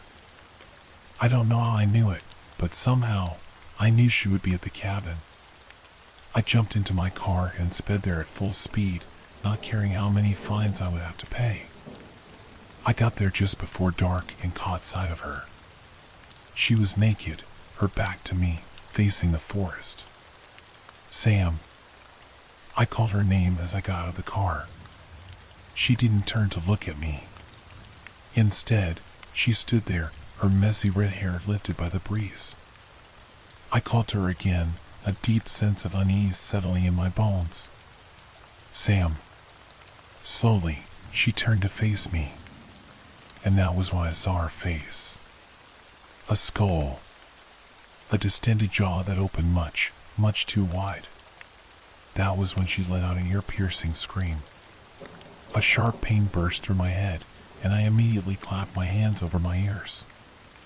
I tried screaming my wife's name again, but all I could hear was the shriek that was starting to feel like someone was knifing my brain.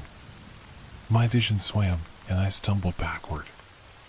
A dozen figures had appeared from the woods. All of them had skull-like faces, impossibly distended jaws, and the same milk-white eyes that had replaced my wife's bright green ones. And they were all walking toward me. I didn't even think. I got into my car and started the engine, my ears bleeding from the sound of the scream. I ran. 2 days later, I am couch surfing at a friend's after the doctors dealt with one perforated eardrum. They told me I was lucky both my eardrums hadn't burst from the volume I was listening to music at. I had just nodded and let them get on with it. There was a ringing in my ears I couldn't quite get rid of, no matter how I tried. There was no way I could explain what had happened in those woods to them. I am waiting for the ringing and the headache to stop before I go looking for Sam again. This time, I will take a gun. I'll find her and bring her home. I've already spoken to the police, but I know they just aren't as motivated to find her as I am. My phone rings, and I gingerly hold it to my good ear. It's a collect call from the prison. I accept it because who else could possibly give me answers? It happened, didn't it? My father-in-law's gruff voice nearly made me drop the phone. I swallowed hard. Sam's gone, I said numbly. She's gone back where she belongs, he said. You're lucky. How am I lucky? I asked, bitter anger surging through me. She was my wife and your daughter. That thing was no daughter nor wife. It knows how to mimic being human. Why do you think I told you that story? His voice was low and even.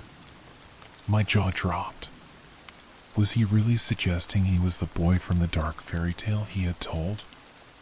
You're cruel. Disowning your daughter, trying to kill me, you should. Listen to me, boy, and listen good. That creature was dropped at my doorstep a few months after I came home from the forest.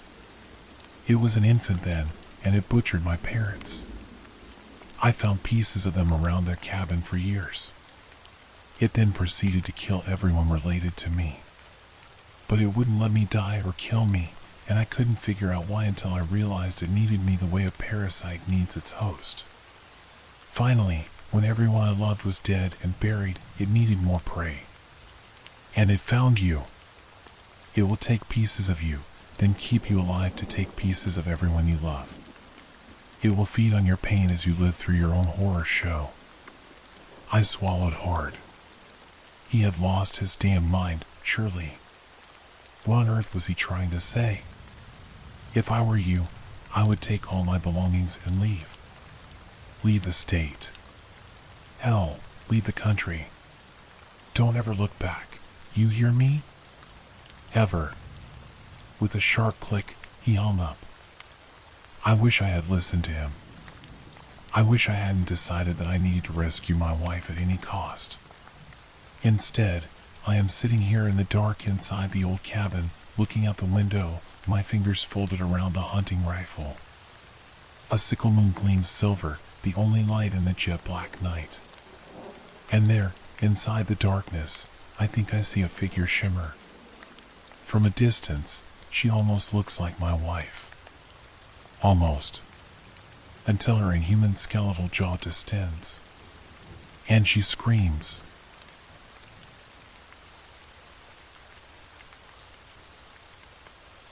I answered a spam call. Hello, is this Mr. Henderson? There was no real reason for me to pick up the phone. The spam app on my cell called out the mystery number right away. But, hell, I thought. Forget it. There was no one else left in life for me to talk to. Even a debt collector sounded good at the moment. My wife was murdered in 2015. There really isn't an easy way to say that other than getting it out of the way early. It was a random robbery gone wrong.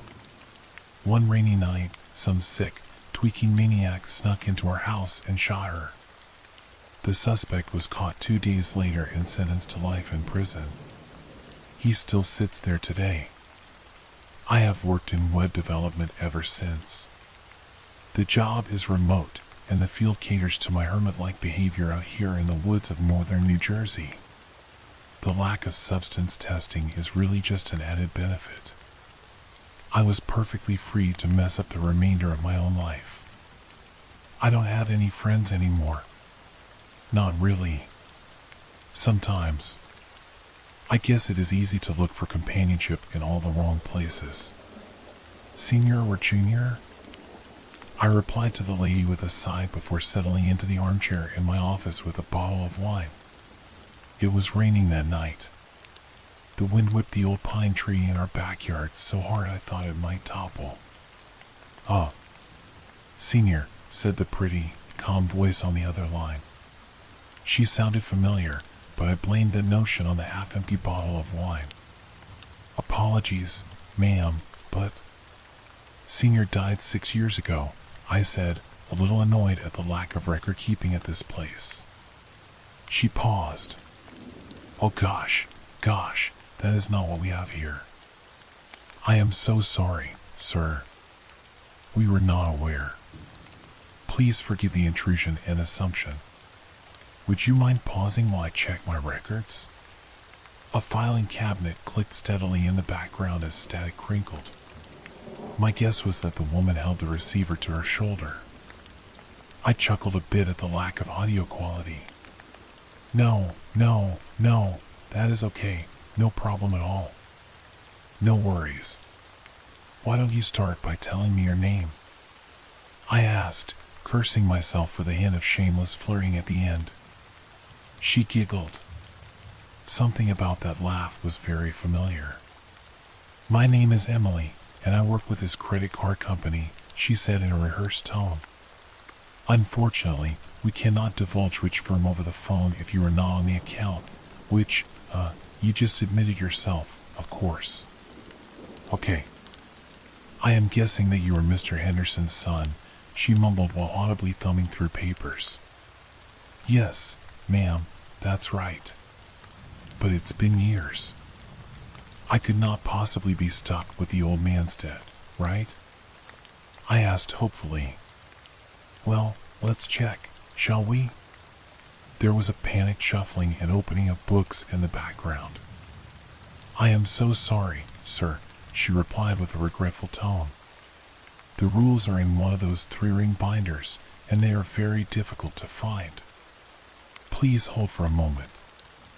"That's okay. Did not know anybody still kept records that way. Do I get an email confirmation of this charge as well?" I asked. "Excuse me? Email, like electronic mail? A confirmation of the charge?" I asked again, allowing my confusion to turn to frustration. What was this lady's problem? "We don't do that here, still a few years away from all those fancy features," she continued. "But as you know, late payments are a pretty serious issue. They can even affect the credit score of an individual while a large amount has not been paid." Okay, of course," I said, genuinely starting to grow worried and a bit flustered. "What can I do? Is there a Mrs. Henderson in the household?" she asked quietly. Mrs. Henderson died in '06. What year did you say? Oh my gosh. That is so horrible. I really am betting 1,000 today. I gasped. That was it. That phrase. I don't know if it was the way she said it or the fact that simply not that many people used that exact language. But as soon as she did, something clicked in my memory. My wife worked for a credit card company before we met. Her name was also Emily. The voice sounded like hers, but it was younger, more hopeful than I remembered. What is your last name? I asked. The line was silent. Look, I know that's a weird question. But please, I think we know each other. I can't give that information out. She started. Okay. Did you go to Jefferson Memorial High School? Yes. She said, astonished. How did you know that? It was impossible. Emily was dead. The voice on the phone barely even sounded like her. It was younger, happier, more optimistic. This type of dream was actually the type of thing that had kept me up a million sleepless nights in the past. And yet, I was awake. Could it be a coincidence? Is your mother's name Eva? There was silence on the other end of the line. Then her mouse-like reply confirmed my suspicions.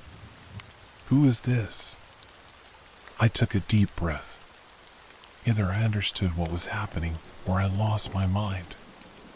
Might as well enjoy the ride. This next question is going to sound strange. What is today's date? I am sorry, sir, what? One moment. She paused and shuffled around some more papers. Today's date is July 9th, 1999. It was impossible. Could it be the storm? The anniversary of her death? Emily, listen to me. Okay, sir, this conversation is getting a little strange. Let's keep it to the payment plan.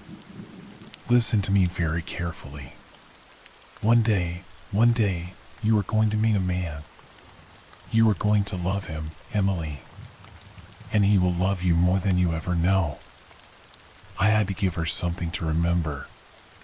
On your first holiday together, he will buy you one gift for all 12 days of Christmas. Sounds dreamy, she replied with a laugh and a sigh. Are you one of those psychics? I am serious. You will marry this man, Emily. He will buy you the ring you always wanted. The ceremony will be a beautiful one in your hometown. Your entire family will be there, including Aunt Zelda and your grandma from Tennessee. I like this fortune cookie, she said with dripping sarcasm. But 2 years later, on July 9th, 2015, you will be murdered in the home you share together. She shifted the phone nervously. So what do I do? First, I tried to tell her to avoid the house that day. To never date me, to stay away forever, and find a better life somewhere else.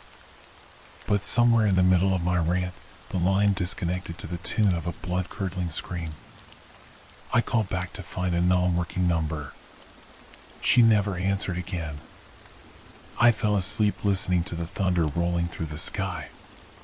The scream from that night repeated from time to time while flashes of her body on the floor occasionally invaded my mind. I never questioned the call. I never asked why. Maybe it was God, maybe it was just time. But yesterday morning, when I woke up, Emily was by my side.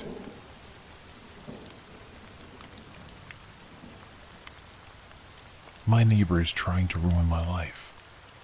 Maybe they are your soulmate, or even a better version of you. That's what my friend Joe said when I told him about my downstairs neighbor for the first time, my neighbor who seemingly liked all the exact same things I did, but whom I'd never met. Excuse me? Better? I laughed.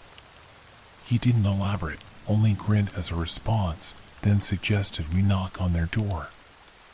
I met Joe through some other friends a year ago. After we realized that we lived on the same street, we started hanging out more often. I moved to town a couple of years ago, right after college, for a marketing job I was lucky to get. Both of our jobs were mostly remote now, so we'd meet for coffee breaks or even work together at my place some days. This made him a witness to all the madness I would be going through, which I was truly grateful for because I'm quite sure that any outside person would have thought I was going insane. Hell, for a while, I even thought I was going insane. It all started with music. I lived on the 5th floor of an apartment building. The way the building was designed, there were 2 apartments on each floor, and from the outside, each floor looked pretty much the same, except for shoes in front of the door or individual welcome mats and things like that. We didn't have an elevator, so I'd pass all the apartments on my way up and down. I started noticing the apartment right underneath mine when the tenant happened to be listening to the same song I had been listening to before I stepped outside. I even ran back upstairs to my apartment because I thought I'd left my speaker on, but I hadn't. It was coming from the place downstairs. A funny coincidence, nothing more. The following day, though, it happened again. This time, it was a not particularly well-known artist, but, you know, Shazam exists. Maybe my neighbor and I had similar tastes. However, when this kept happening for days, I started thinking that it was a passive-aggressive way of telling me my music was too loud. I started using headphones, and there was no more music coming from the neighbor. But that didn't mean it ended there. It simply switched to movies or series. I would walk by that apartment and hear the same things that I'd been watching earlier that day, even the exact same episodes of shows. And even though I had really lowered the volume, about a week after it all started, Joe and I were working at my place. That's when I told him about the music and the shows. He suggested we knock on the door to see who this person was. I didn't see neighbors often in the hallway in general, but this particular one was a real mystery. The apartment under mine had nothing in front of it, much like mine. I had a hallway inside my apartment where I left shoes and other things. They didn't open the door, even though we could clearly hear movement inside. "Hello?" Joe called out, but there was no response. That's when the door of the apartment next to it opened. An elderly lady lived there. I never interacted much with neighbors, but I'd seen her once or twice before. "Excuse me," I said in a soft voice. "Do you know who lives here?" I pointed to the other door. She looked at me for a while, then shrugged. "I believe it's a young woman, moved in very recently." "Why?" "Oh, I think my package was accidentally delivered to her," I lied. "Maybe try again later." "She doesn't seem to leave her home very often, poor thing." The lady smiled and started walking down the stairs. We didn't try again later. This girl seemed to be an introvert, and I didn't want to bug her. So she liked the same stuff as me or copied me. It was kind of funny, like she was following my recommendations. However, every day, it seemed to grow slightly stranger. It went from media to food. I started smelling the same things I was cooking coming from her apartment. I know that scents can travel, but it was so strong right in front of her door, there was no way it was coming from my place. That was still fine, even though I have no idea when or how she got the groceries. I was home most days too, and I'd started peeking out of my apartment every time I heard a door shut. Our building was pretty poorly soundproofed. But every time, it was only the old lady, who might have started thinking I was stalking her. The coincidences stopped being funny when, one day, I walked by and smelled my perfume. It was one that my mother had gifted me. She got it from a place where you can mix together your own choice of scents.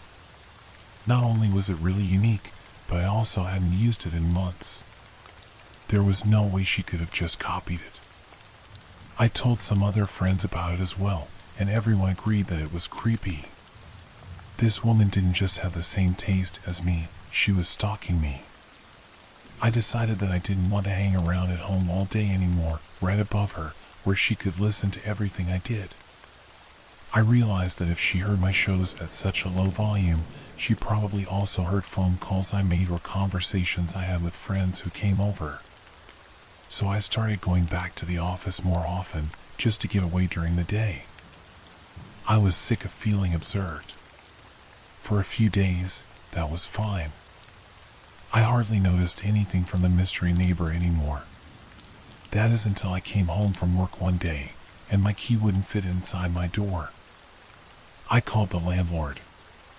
Luckily, he didn't live far away and came over shortly after.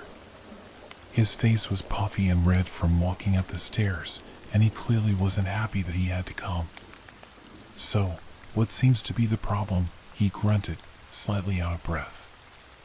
Even the old lady mastered the stairs better than him. Like I said, my key doesn't fit the lock, I said and demonstrated it. He quickly grabbed the key from my hand. Let me see. Keys don't just stop working. You must have broken off a piece or something. Well, is there a way to fix this? He sighed and inspected the key further. Then he looked at me and started squinting his eyes. Wait a second, are you sure you're on the right floor? I laughed. Yes, I'm pretty sure I know where I live. He rolled his eyes and started walking off with my key in hand down the stairs. I followed him but stopped on the last step when I saw that he had just opened the door to the apartment one floor below mine. That's impossible, I whispered. Look, love, I know that these floors all look similar, but you should be able to count, yes? I didn't respond, still frozen on that step. Next time, check where you were before you call, got it? He shook his head and started walking away, leaving my key inside the open door. He was already a floor down when I heard him whisper, I hate new tenants. I was sure I had walked to the right floor, but I was tired. Maybe I had kept walking without thinking. Embarrassed, I finally started moving and went inside the apartment. However, when I turned on the lights, I knew that I hadn't made a mistake. This was not my home. But somebody had tried to make it look like it was. When you step inside my real apartment, you enter through a small hallway. All I have in it are a chair and a little closet for shoes and coats. This place had that too, but the closet and chair were made out of cardboard. It felt like I was going through an out-of-body experience. I couldn't stop myself. I stepped further inside, into what should have been the bedroom. Just like in the hallway, everything in there was a copy of my furniture, made out of cardboard. In my real apartment, I had a bunch of pictures on the walls of friends and family members. Here, I saw exact copies, drawn by hand, all of them leaving out the faces. My stomach started turning. I stumbled back to the hallway, out through the door, and toward the stairs. That's when I suddenly heard something from the upper floor. My floor. It sounded like a jingle, something I hadn't heard before. My heart was racing. I looked up, out of reflex, just for a second. And that's when I caught a glimpse of her. She had her arms over the railing, but her face was hidden. Then, for only a moment, she looked up, before disappearing again. It was uncanny. This woman had my hair and was dressed in my clothes. Even her face resembled mine. It was only slightly off, as if she tried to copy it but hadn't gotten it quite right. I opened my mouth but couldn't speak. A surge of anger filled me. I wanted to jump up there, grab her by the hair, and push her down the stairs. I can't even explain where that came from. I wasn't usually hostile, but something was stopping my body from moving. I stood there until she looked up again. Our eyes met, and the anger turned into fear. It's difficult to describe the feeling I had when she looked at me. Everything inside of me just turned dark, and I became nauseous and dizzy. She opened her mouth, but just like me, no words came out. Finally, she moved from the railing, and seconds later, I heard her door shut. My door. I should have called the police or my landlord. But I didn't.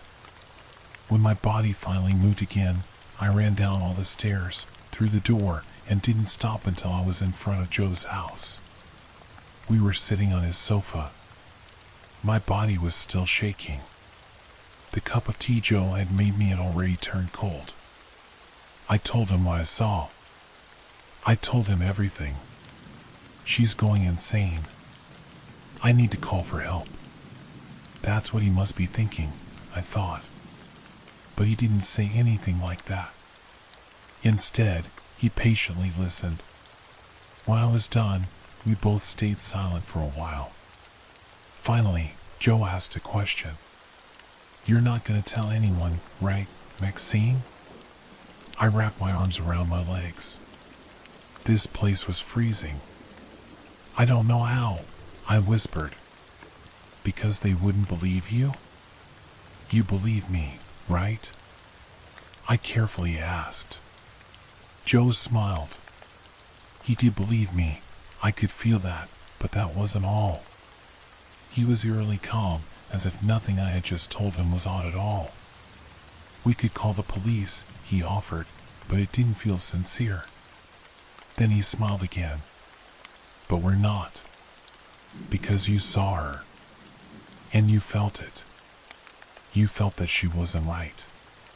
That she wasn't quite done yet, but pretty close to human, yeah? I looked at the guy who had been one of my best friends this past year, the person I have run to when I didn't know where else to go. I swallowed. Don't worry, Joe continued. Some need time to adjust. It took me a little bit, but now I feel absolutely, perfectly real. My breathing slowed. His eyes were fixated on mine. Dun dun doo doo dun. The strange sound pulled me away from the trance I had fallen into, the same sound I had heard coming from my doppelganger. This time, it was coming from Joe's phone. He got up to pick it up, and I used that moment to jump up and run toward the door. He grabbed my arm just before I could escape and said one more thing.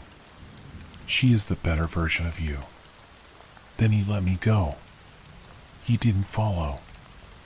I didn't tell anyone about what had happened. Joe hadn't said it outright, but I knew what he had meant. Telling anyone wouldn't do any good. It might only harm more people. I moved back to my parents' house. In the beginning, they asked a lot of questions, but they've given up now. All they know is that something traumatic must have happened to me. Slowly, I am coming back to my senses. I know that I didn't imagine any of that, but there are still so many questions I can't answer. Why would they want my life? What are they going to do with it? I also keep wondering if there's a real Joe still walking around somewhere, or if he got rid of him. The other thing is that I keep hearing that jingle. The other day, I swore I heard it in the supermarket. Later, a kid played it from their phone. Then, I heard it on television. This isn't just about me. And I can't stop wondering who else around me has been replaced.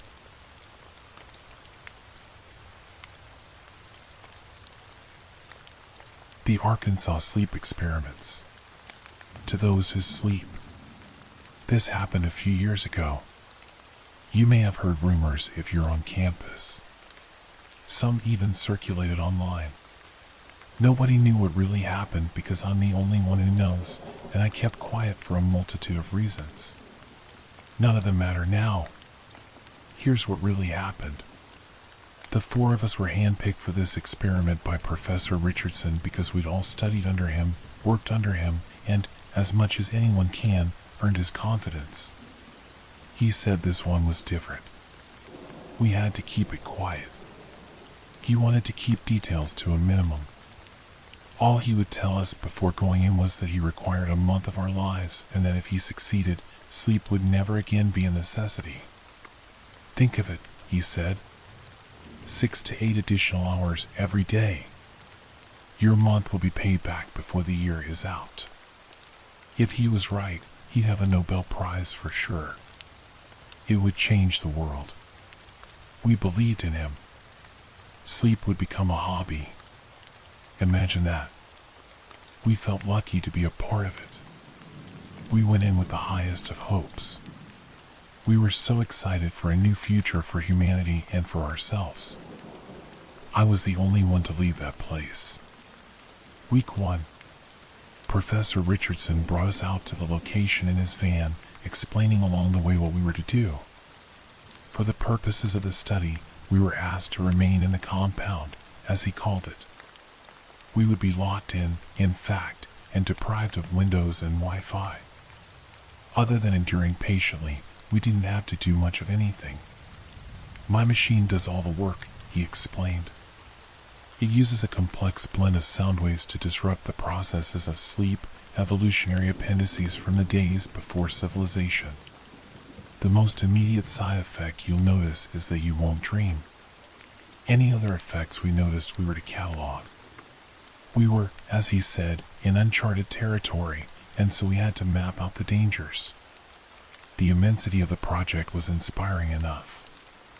Then we saw the compound. The octagon, as it was known. A concrete, octagonal structure built at the end of a labyrinth of dirt roads somewhere in the backwoods of Searcy, Arkansas. I've never been able to find it again. The prof said it was originally intended as a jail for terrorists, but it was abandoned and never used. It's virtually impenetrable, invisible to satellites, but for us, it had been stocked with all the comforts we'd require for a month of dedication. I don't think any of us expected to really conquer sleep. We thought, perhaps, a reduction in sleep requirements could be possible. We spent a fair amount of the first 2 days speculating on how the machine worked with its complex blend of sound waves and whether sleep really is an evolutionary appendix, as the prof had claimed.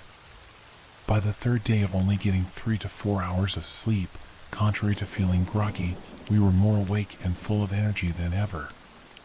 We were alert and ready to debate these ideas. That's when the excitement really hit us.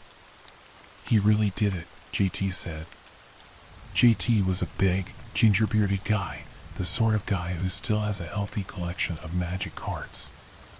We don't know that, James said, always the skeptic. He came from Australia just to study under Richardson, actually.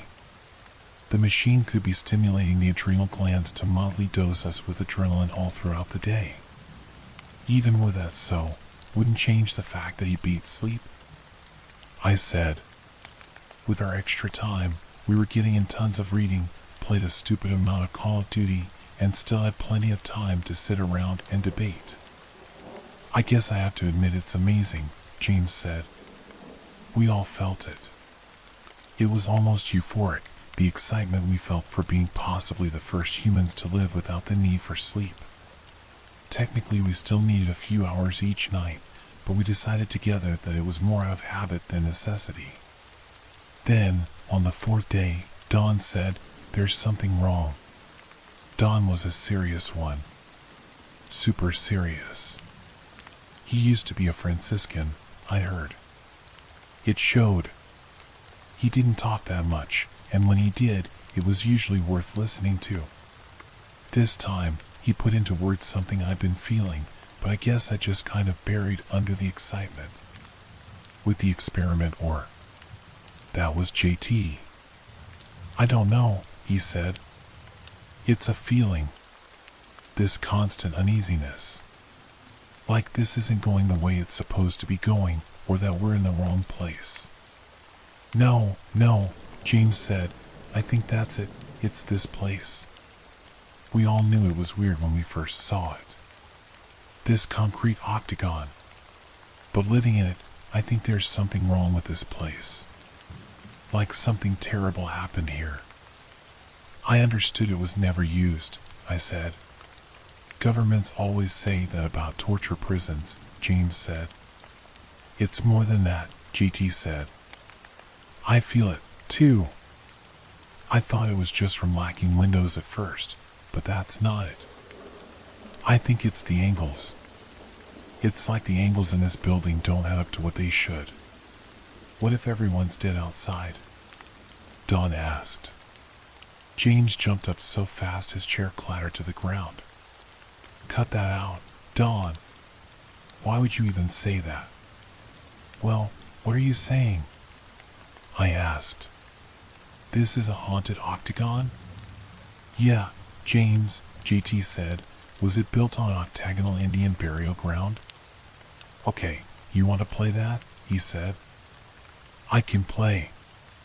Look, the space around us transforms based on how we perceive it. Take a church.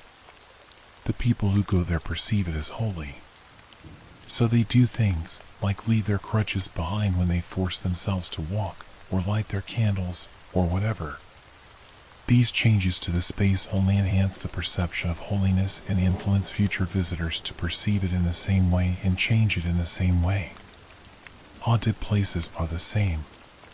For one reason or another, they begin to be perceived as haunted. The more they're perceived that way, the more they're imbued with hauntedness.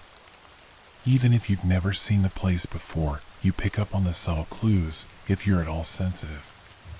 In a way, it's true to say it's a haunted space. It's true to say the church is holy. Our interaction with that space has made it something more than just wood and sheetrock, or whatever. So what I'm saying is, maybe some things happened here and we're picking up on it. Some bloody awful things. And in that sense, yes, it's a haunted octagon. No, Dawn said. Places are considered holy because an authority telegraphs it to whoever will listen. Just like haunted places make a lot of money off dumb tourists. Whatever it is, I said, we all agree something isn't feeling right about our situation. Maybe it's the machine. I say we write it down as a side effect. On that point, at least, we were all able to agree. It didn't put any of our uneasiness at rest, but we wrote it down. We somehow agreed upon the phrasing right away too. Acute sensations that we'd entered into something where we aren't welcome. Week 2. We try our best to ignore these feelings and carry on as we had been. Those first few days had been some of the best in our adult lives. But we never got back to those happy times. I realized around then how short-sighted Richardson had been to leave us there without any means of contacting the outside world. When I voiced that opinion, "That's just what I've been thinking," GT said. "Richardson isn't a dumb guy. You get me? I think he did this on purpose." "Why would he do that?" I asked. "For science, of course," he answered. "It's one of those meta-studies where we're told it's about one thing, but it's actually about how we react to the experiment. Like the Milgram experiments. Or it's not his choice," James said. "The government is making him do it. And that machine is designed to control us. Or some sort of cult. Scientologists. This is a government-built installation," GT said, "that actually makes sense. Not the Scientology part, though." "Think about it," James started, but I interrupted. Okay, I said, "let's come back down to earth for a second. Best case scenario, Richardson is just a jerk who doesn't care about our personal well-being. Right? Give it a rest," Dawn said, the one I least expected to snap at me. "Stop trying to act like the most rational guy in the room. You don't know what Richardson's into. He's into other things he'll never talk about publicly."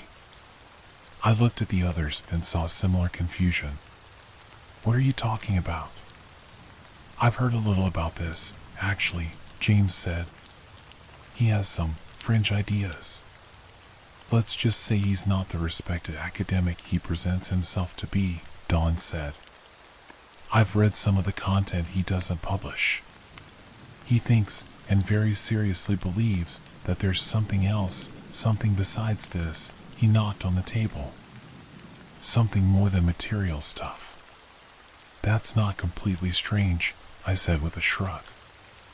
I was expecting worse. He put it this way, Dawn continued, ignoring me.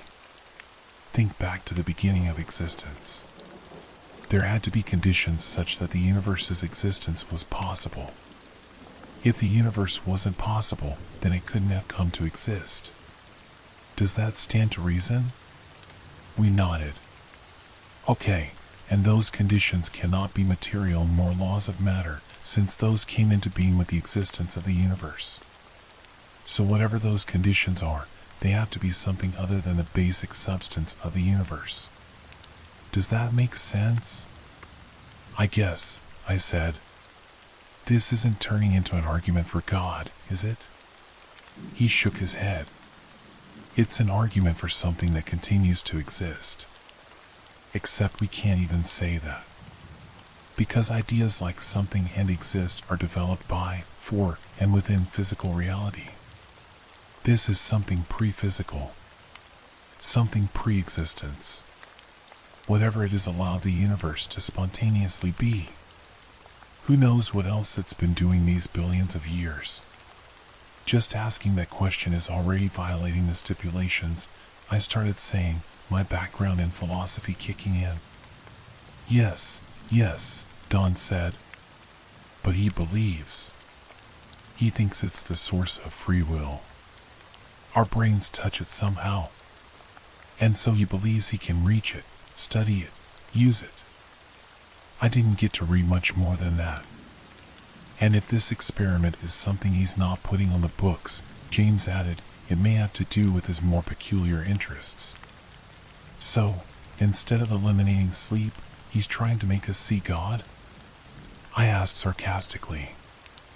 I don't know, brother, Dawn said. I'm just saying, if he thinks the brain touches another reality, this is just the kind of experiment he'd want to try to prove his theory. You think he has this room bugged? JT asked. I think he might be in here somewhere, I said, without even thinking of what I was saying. They looked to me, waiting for an explanation, with what looked like fear in their eyes. Strange we should be so afraid of this man we admired less than 2 weeks ago. I sometimes feel someone watching me sleep, I explained, my voice starting to tremble. I figured it was one of you at first. I feel it especially when I'm not quite awake, but not quite asleep. Those moments when you wake for a few seconds to adjust your pillow. I could feel and see and hear someone standing over me. Just breathing and watching. And I was too close to unconsciousness to do anything about it. Then I just fell back to sleep. I could see the terror filling the other's eyes while I spoke. I've been feeling it, too, Dawn said, almost in a whisper, like he was scared to be heard. I thought I was losing it. Me too, James said. Someone else is in here, I said. We drew closer together, our eyes darting nervously around the gray concrete room. We were all feeling the same thing, I'm sure. That we were trapped. Trapped inside this horrible building with someone or something else. Wait, JT said. What would this person be eating? We don't see our food disappearing. There's no way out. There isn't really anywhere to hide. We gotta start being sensible. I let out a sigh of relief. Because he was right. Okay, let's think about this, I said. Let's say this is another effect of the machine.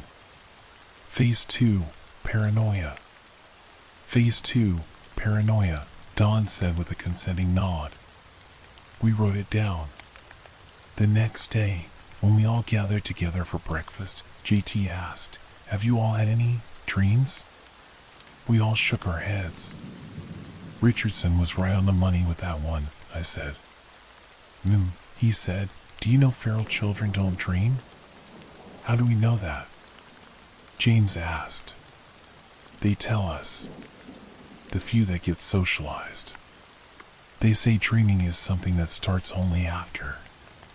When they have language, object permanence, and all that stuff. What about dogs? I asked. Like, chasing rabbits in their sleep. Autonomic responses. Maybe language and object permanence impact only the ability to remember dreams, James said. Both are consistent with the superficial data. The onus is on you to prove otherwise. JT scoffed. What's your point, anyway? Dawn asked. The point is, being dreamless, do you think it's healthy? I don't think it's healthy. I think the machine isn't making us not need sleep, it's making us not feel tired. I think all of this might be happening because we aren't dreaming. We can't really answer, can we? James said. Dreams naturally accompany REM sleep. So we don't have any studies that differentiate between the effects of not dreaming and of not sleeping. Or maybe we are dreaming and the dreams are just going somewhere else, GT said. I didn't know what he meant by that. Nobody did. But we all stopped talking then and dispersed. Something about it felt too true.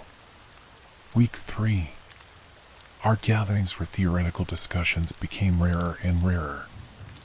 We tended to isolate ourselves and eye each other with suspicion. I still had those feelings of uneasiness and unwelcome every day.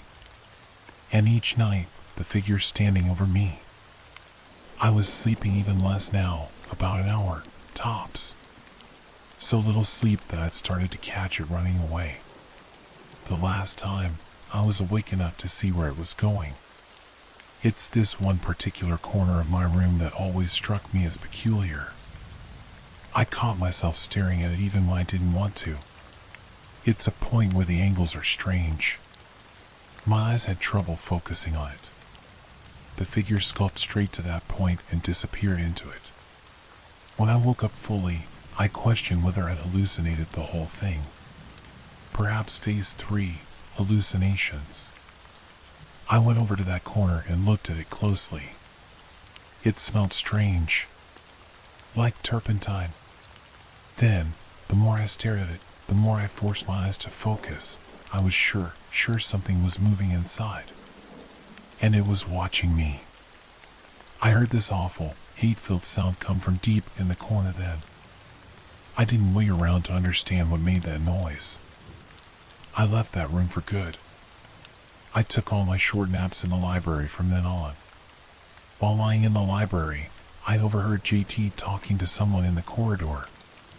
He was telling him about the angles again. He said there are more degrees in the building than can possibly be in a standard enclosed shape, 2.7488 degrees more, he said. Just enough to drive you nuts, but not enough to be obvious. Whoever he was talking to said something I didn't understand, something like, those are the degrees of ripping.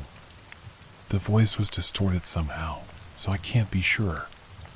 What I was sure of was, I didn't recognize that voice at all. Whoever JT was talking to wasn't one of us. Maybe silly, but I was scared. I stayed there, pretending to be asleep while JT walked by. And as he did, I felt someone or something come into the room and stand over me. Then it went away. After a minute or so of telling myself I was being foolish, I went following after JT. I didn't see him anywhere. I bumped into James, and he also said he hadn't seen JT. Have you seen or heard anyone who shouldn't be in here? I asked him. James looked at me with a mixture of surprise and terror. How'd you know? He asked. I haven't told anyone. About what? He told me he'd heard his mother calling to him. Not a faint sound that he confused for his mother, but her voice, clear as mine, calling out to him. He almost answered her, he said. Almost. Then he stopped himself. She's been dead for a year, man, he said. Whatever was calling me, it wasn't my mother. I saw he was shaking, and his hands were clenched. I told him to hang in there. It might be oral hallucinations. I'd been hearing things, too. A crying child. So low at first, I thought it was the plumbing. We should call a meeting, he said. I thought about JT and what I'd heard moments ago. Let's just tell Dawn, I said. As a side effect of the machine, it makes sense, Dawn said after we told him. The sounds are not supposed to be audible.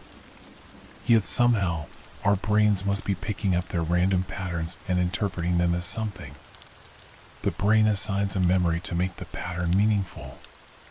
Do you believe that? I asked. Not for a second, James said. But we had a shortage of rational explanations, and that was a pretty good one. I'd hoped he was right. A few days later, I found James in the gym, pounding away at the punching bag. I asked him if he was okay. He ignored me, so I went back to the reading room. A few minutes later, he was behind me. That voice I've been hearing is not my mother, he said.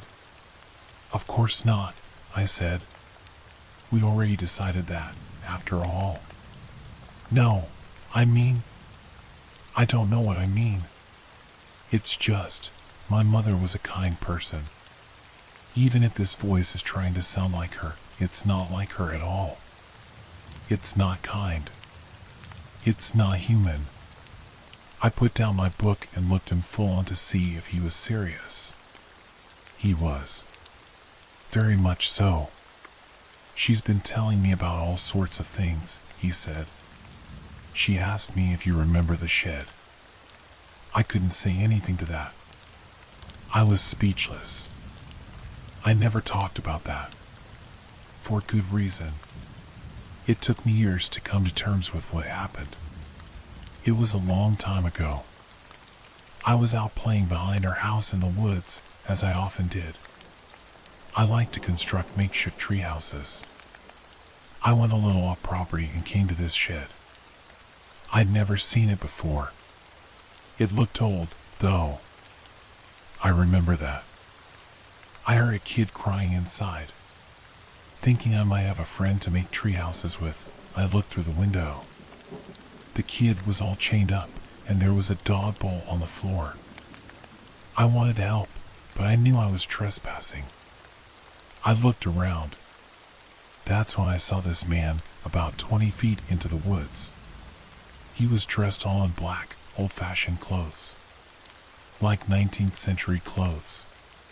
He had to have been watching me the whole time. Expressionless. I went running all the way home. I was so scared, I didn't tell my parents about it until I was supposed to go to bed and had to explain why I was terrified to go to sleep. They had the cops out right away. They found the shed. I heard they found the chains and the bowl. But the kid was gone. I've always blamed myself for not helping the kid right away. Do you?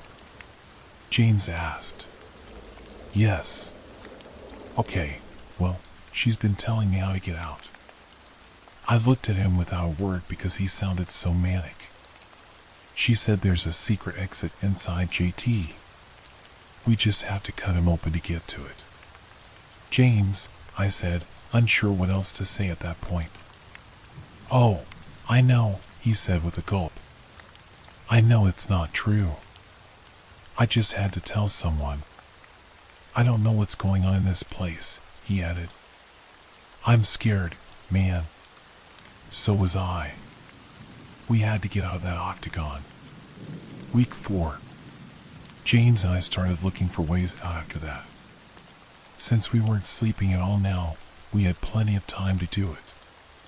Every time we thought we found something, it was a dead end. It was while we were doing this that we saw Don standing alone in the corridor with his back to us. What's going on? James asked me. Something about it just seemed strange. Don, you okay? I called. He turned around and with a smile, gave us a big wave. Bye guys, he said and walked around the corner. I looked at James to see if he was thinking the same thing as me, that something bad was about to happen, and he was already looking back at me. We took off running after him. He was at the end of the next corridor already, getting in the elevator. Dawn, no, We shouted and ran after him, but the doors closed before we got there. He went up. The thing is, the Octagon is a one-floor building. There's no elevator. Never before or after. I don't know where Dawn went or if what I think I saw really happened. But I know I never saw Dawn ever again. I don't understand, James said. What's happening? Before we could take time to think about it, a group of people rounded the corner and were walking toward us. I think we should go, I said. Who are they? He asked. James, let's go, I said. Why are they blurry? I don't know, but we're going. I grabbed his arm and pulled him with me, then I ran. I ran until I got to the kitchen and hid myself between the wall and the fridge. I was sure James was right behind me. I could hear his footsteps the whole way. But when I looked, he was gone. I stayed there until my body couldn't really take it anymore. Probably a few hours. When I slipped out, I saw someone peering at me from around the doorway. I was so startled, I backed up against the wall. It was a little boy. Hello? I said. Then I heard screams. The boy was gone.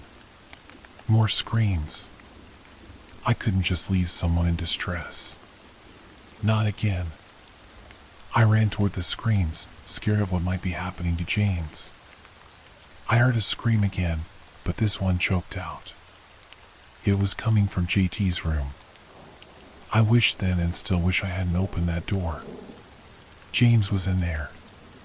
He'd sliced JT open, and he was feeling around in his guts. The shocked, agonized expression was frozen on JT's face. What did you do? I asked. I have to get out, James said as he dug through JT's intestines. I backed out of the room. I didn't know what else to do. I just had to find somewhere to hide until Richardson could get us out of there. Once I was out of the room, I heard James saying, Mom, and then, oh no, and then he screamed. I ran back in. James was gone. The doorway to the room hadn't left my sight. There's no way he got out. But he was gone. And noxious, black smoke was coming from JT's abdomen. It smelled like burning tires. I went back to the kitchen. I found a supply of candles, melted some wax onto paper towels, and I stuffed my ears with it. Then I curled up in a corner with my eyes closed and waited for sleep to come. I waited a long time, but eventually it came. When I woke up, Professor Richardson was shaking me. He already pulled the paper towels out of my ears. I thought he'd come early. I found out later I'd been asleep for several days. He asked me where the others went. I told him everything, as much as I understood. I tried to take him to JT's body, but it was gone. Not a trace of blood. He took me to a hospital after that to make sure I was okay. I'll foot the bill, he said. Also, you can forget about your student loans. Is that how it is? I asked. I put you in danger, he said. So yes, you've earned it. If you keep quiet. I told him I couldn't keep quiet because of what happened to the others. You don't think those things really happened, do you? Would all the laws of the physical universe suspend themselves just for you four? No, those were waking dreams. You weren't supposed to dream at all. I thought I compensated for it. The machine needs tweaking. That's science. The others are fine. They'll be laying low for a while until I publish the results. Please do the same. I wanted to believe him. I've always considered myself a rational person. I just didn't believe him. Yes, it all could have been a dream. That would be the simplest explanation. But it was no dream. I tried to find the others. I never could. I don't think they're fine at all. I tried to tell police about it, but they wanted evidence. I couldn't even show them the octagon. James, JT, Don, if you're out there and read this, let me know you're okay. And everyone else, let me tell you what I think. I think Professor Richardson was right about one thing. Sleep really is something we evolved to protect us. Except, not from the creatures that roam the forests at night. It protects us from something much worse, something all around us. It's not obsolete at all. Thank whatever you believe in that you have sleep, and you dream.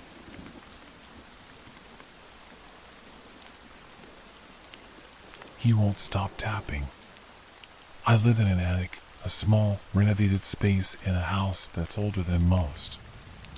I always pay my rent on time, keep quiet after 9 p.m., and am unfailingly polite when I run into my neighbors, which isn't often. Every night now, I hear him at my window. My bed is tucked away into an alcove, and it's the only place in my studio apartment where you can't see the single window in the room. It used to make me feel secure that there were so few entry points into my home.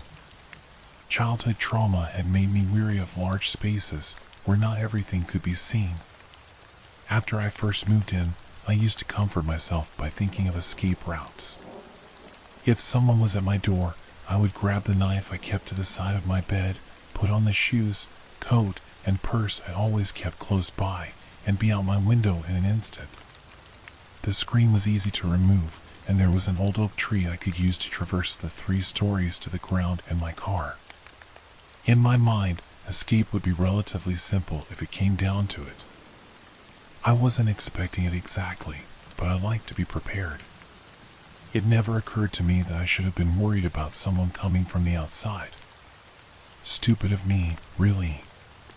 To preface and partly explain why it took me so long to realize what was happening, I should give you some backstory. I grew up with a severely mentally ill parent. My mother is not someone I demonize or blame, but I recognize that her rapid mood swings and moments of total dissonance, interspersed with periods of intense anger, give me quite a few issues. I am wary of loud noises and am easily anxious. I'm in my mid-20s now, but throughout my entire life, I have been prone to bouts of fear and paranoia. Feelings of being watched and hunted. I could never explain the sometimes overwhelming fear that someone, or something, was trying to kill me. Often, I would experience very mild and nondescript hallucinations, the sound of footsteps in an empty room, or a vague shadow in the corner of my vision. Things I'm sure everyone notices from time to time, although without the intense fear that follows. I had become so used to this fear that when it started, I just assumed it was my own anxieties. I try to always be logical, and for most of my life, it has suited me well. But not this time. I can hardly stand to let myself think about what happened. My therapist said writing about what's going on in my life might help. I don't tell her much, and what I do tell her is throwaway stuff. Things that happened to me when I was younger that sound terrible, because they were, but they're also things I internalized and dealt with a long time ago. I never talk about the current fears and worries I still struggle with. However, I figured her advice couldn't hurt in my situation. If anything, at least it leaves behind concrete evidence of what's happening. It's why I ignored the tapping at first. It was never frequent, and often would only happen every week or so, at least that I noticed. I suffer from insomnia and often wake up multiple times in the night. As I type, it's 2:47 a.m., and once again, I am unable to sleep. Who knows how many nights I slept through this sound, unaware of what was happening only a few feet away from me. On the nights when I was awake to hear the noise, I would become almost incoherent in my worry. In my head was the constant mantra of, "It's not real, it's in your head. It's not real, it's in your head." I would put on the noise-canceling headphones my best friend had given me, pull the covers over my head, and try to relax with the knowledge that it was just my anxiety acting up again. The bad nights were the ones where I would change the channel on my TV that was constantly on. The background noise helped distract me. I knew if I put on something bright and loud, I wouldn't have any hope of getting back to sleep, so I reserved doing this for the nights when the feeling of dread was so overwhelming I could hardly string a sentence together. There were even a few times that I would text my friend in the middle of the night to tell him that I felt like something was watching me. I wanted to know that if I was murdered or disappeared, someone would be aware something was wrong. I don't know what difference it would have made, really. But it was a comfort to me that someone else knew that I was scared, that I thought something was after me. It went on like this for months, and in all that time, I never actually checked the window. I was so convinced that what was happening was in my head. I didn't want to play into my delusions. There are so many excuses I could use. In the end, though, I think I was simply afraid to know that I might be right. At first, tapping seems pretty innocuous. It wouldn't be too difficult to actually break into my apartment, the window latched, but as I said, it's an old house, and the latch wasn't the most secure, although I always made sure it was locked. It was that thought, and the fact that I was on the third story, that kept me from actually looking around the small divider wall separating my bed from the window in order to confirm that I was just hearing things. In retrospect, I blame myself for what I let happen, even though I know that my paranoia saved me in a sense. I also know that it killed someone, and that's something I'll have to live with myself for the rest of my life, however short that may be. My day-to-day life continued normally for quite a while, with my nighttime worries contained solely to those times when I would hear that strange noise. It wasn't a tap on the glass, you understand, but an odd little clack. I would convince myself that it must be one of those strange sounds that old houses make when they settle. Maybe a squirrel from the tree that was feeling curious and had jumped onto the some 2 feet of slanted roof that was in front of the window, or perhaps a leak in the gutter above. Curiosity was certainly involved, but it wasn't a squirrel making the sounds. One night, the tapping happened to coincide with when I needed to use the bathroom. Usually, the nights where I heard the repetitive noise were ones where I was content to stay in bed under my covers. My apartment gets very cold at night. As I finished washing my hands and started to leave the room, I froze when I began to hear that very faint but distinct tap. It was always very rhythmic, in a way that would be soothing if it wasn't so out of place. For every second that passed, there would be a quiet little tap that accompanied it. Tap, tap, tap, tap. You might think the noise would have driven me crazy, but it was almost indistinguishable from the hum of my refrigerator and the soft sound of my television with the volume turned low. The noise would only ever last for a few minutes at most, another reason why I never bothered to investigate it. However much I could justify not leaning over the 3 feet it would take to discover the source of the noise, it seemed silly to stay trapped in my bathroom when it was the middle of the night and I had to work early in the morning. At that point, I had convinced myself thoroughly that nothing was actually happening. Those moments before I learned the truth of what it was are bitter to me now. I was comforted by my own ignorance. One thing you should know is that when I get up at night to use the restroom, I don't bother to turn the light on. It's connected to my room, so the light of the TV is usually enough to navigate by. And as I mentioned earlier, my bed is completely hidden from view of the window. So after a minute of psyching myself up to leave my bathroom, years of ingrained habit led me to cautiously peer around the edge of the door jamb. What I saw, I will never forget. Instead of the clear view of the night sky that I was expecting, there was a man crouched outside my window, perched on the slanted bit of roof. As I watched, he repeatedly opened and closed his mouth, his eyes locked on the blank space of the wall that I would be behind if I were in bed. The rhythmic motion caused a slight sound as his teeth clashed together, his face a rictus of ecstasy. Through the pane of glass, the sound was muffled enough that it could be mistaken for a very faint tap. I think I went into shock in that moment. I certainly froze. I still don't know if I should be grateful for that or regretful after the events that followed. You see, the man never actually saw me as I remained still as a statue, just beyond the door of my bathroom. He must have thought I was still in bed, as I always am. I think what disturbed me most, beyond the obvious, was his expression of hunger. It was so rapt that I felt a pang of empathy. Something was very wrong with his expression. It reminded me of when my mother would go away, so to say, and her normal personality would disappear for a while. In her place would be someone who knew her thoughts and emotions, but it was as if everything positive and sane had left the building. She would twist you up until you felt as bad as she did. She was almost absent-minded in her cruelty, her desire to bring you down to her level. It was that association that gave me pause, because I had really only gotten a glimpse of his face. I was too scared to look again, and beyond the shadows of his expression and that terrible chewing motion, his figure had been indistinct in the darkness. I had seen figures in the shadows of my fear before, and I wanted to be absolutely certain that what I saw was real before I made a fuss about it.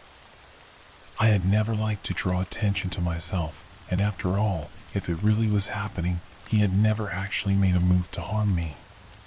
My therapist says I normalize things that aren't healthy or necessarily safe due to my upbringing.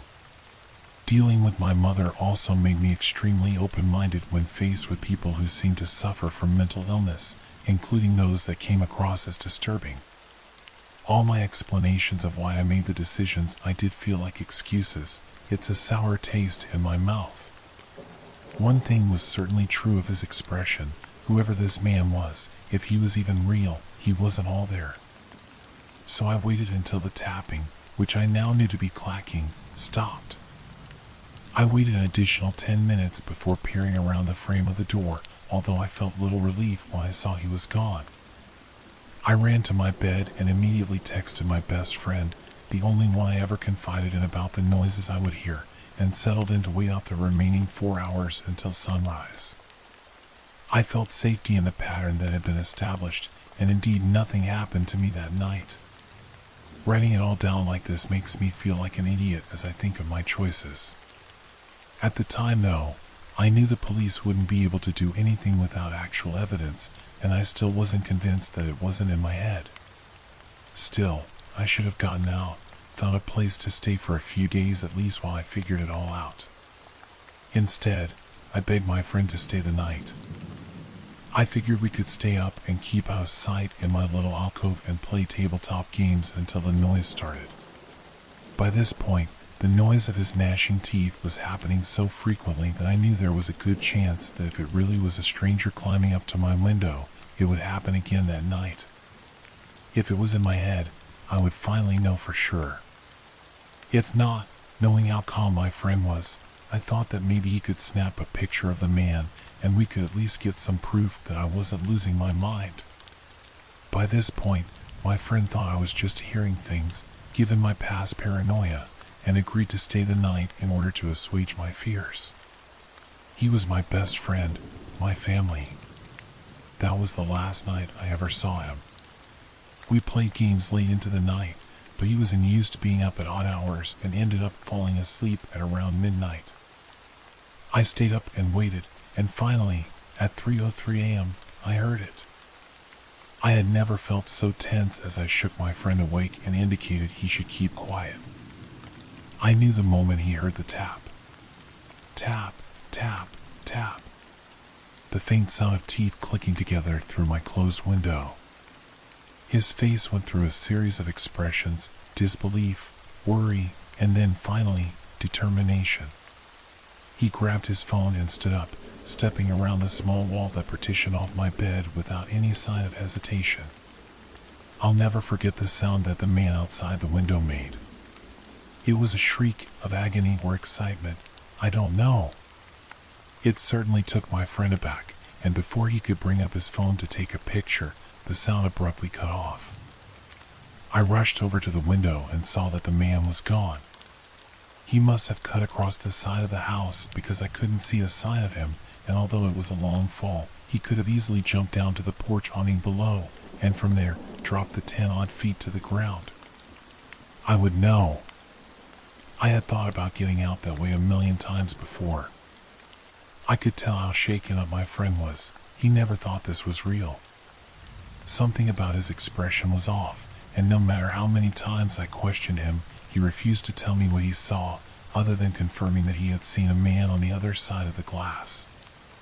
We decided to wait it out until daylight, seeing as we didn't have a lot to go on. In the morning, we would go to the police and tell them what we knew, which wasn't a lot. Honestly, I didn't even know if what was occurring could be considered a crime. Once the sun had risen and the stranger had remained out of sight, seemingly gone for the day, my friend declared he was going to go home to change and let his work know he would be late. Then he would head back over, pick me up, and we would go down to the station. He lived close, so he said that it would be 30 minutes at most. He was never the punctual type, so after 35 minutes, I wasn't too concerned. After 40 with no word, I began to call, and after an hour with no response, I had dialed 911. I must have seemed hysterical on the phone, but the tired operator still tried to treat me with sympathy. She told me that, unfortunately, there was nothing they could do until my friend had been gone at least 24 hours, and that without any evidence of actually being stalked, they wouldn't be able to do anything for me.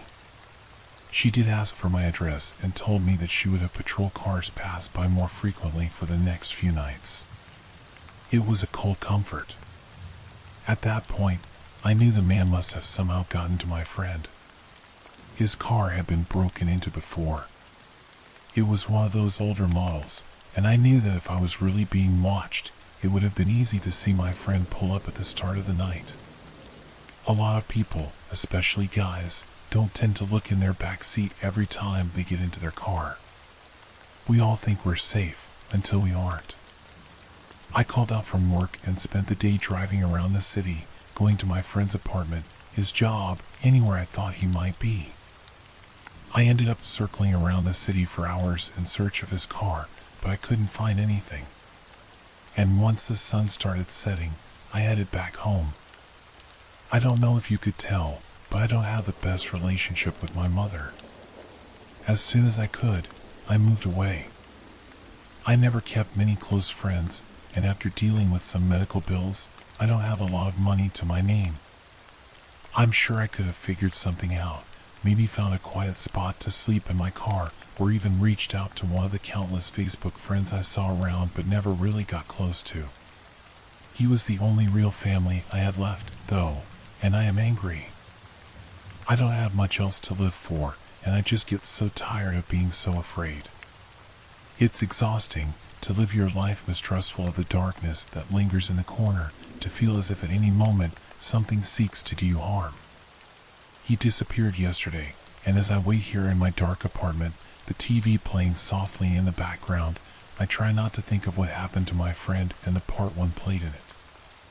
Or of the pained hunger in the man's face as he stared at where he knew I would be asleep. Most of all, I try not to think of the horrible, distorted quality that his jaw had. I thought it was just my paranoia, but I could have sworn that in the darkness, I saw his mouth stretch wider and wider with each clack of his teeth, a grotesque maw set against a shadowed face. Finally, after hours of waiting, I can hear it. It's a very faint metronomic sound, and if I didn't know what it was, I would almost think it was soothing. Tap, tap, tap, tap. I left my window unlatched.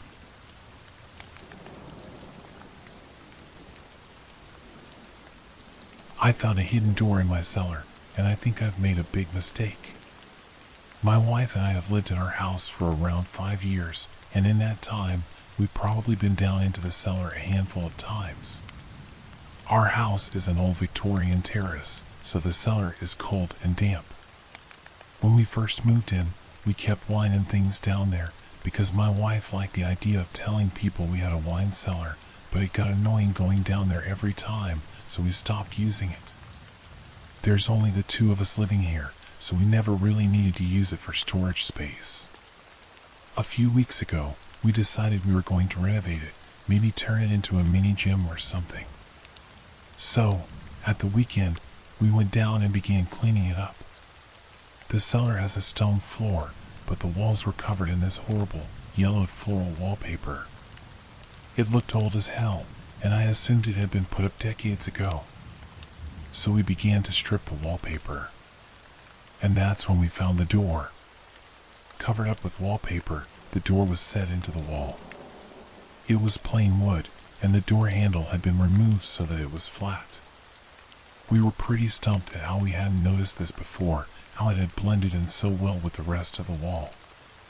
But at this point, I was pretty excited that we found a secret door, so I largely overlooked its oddness.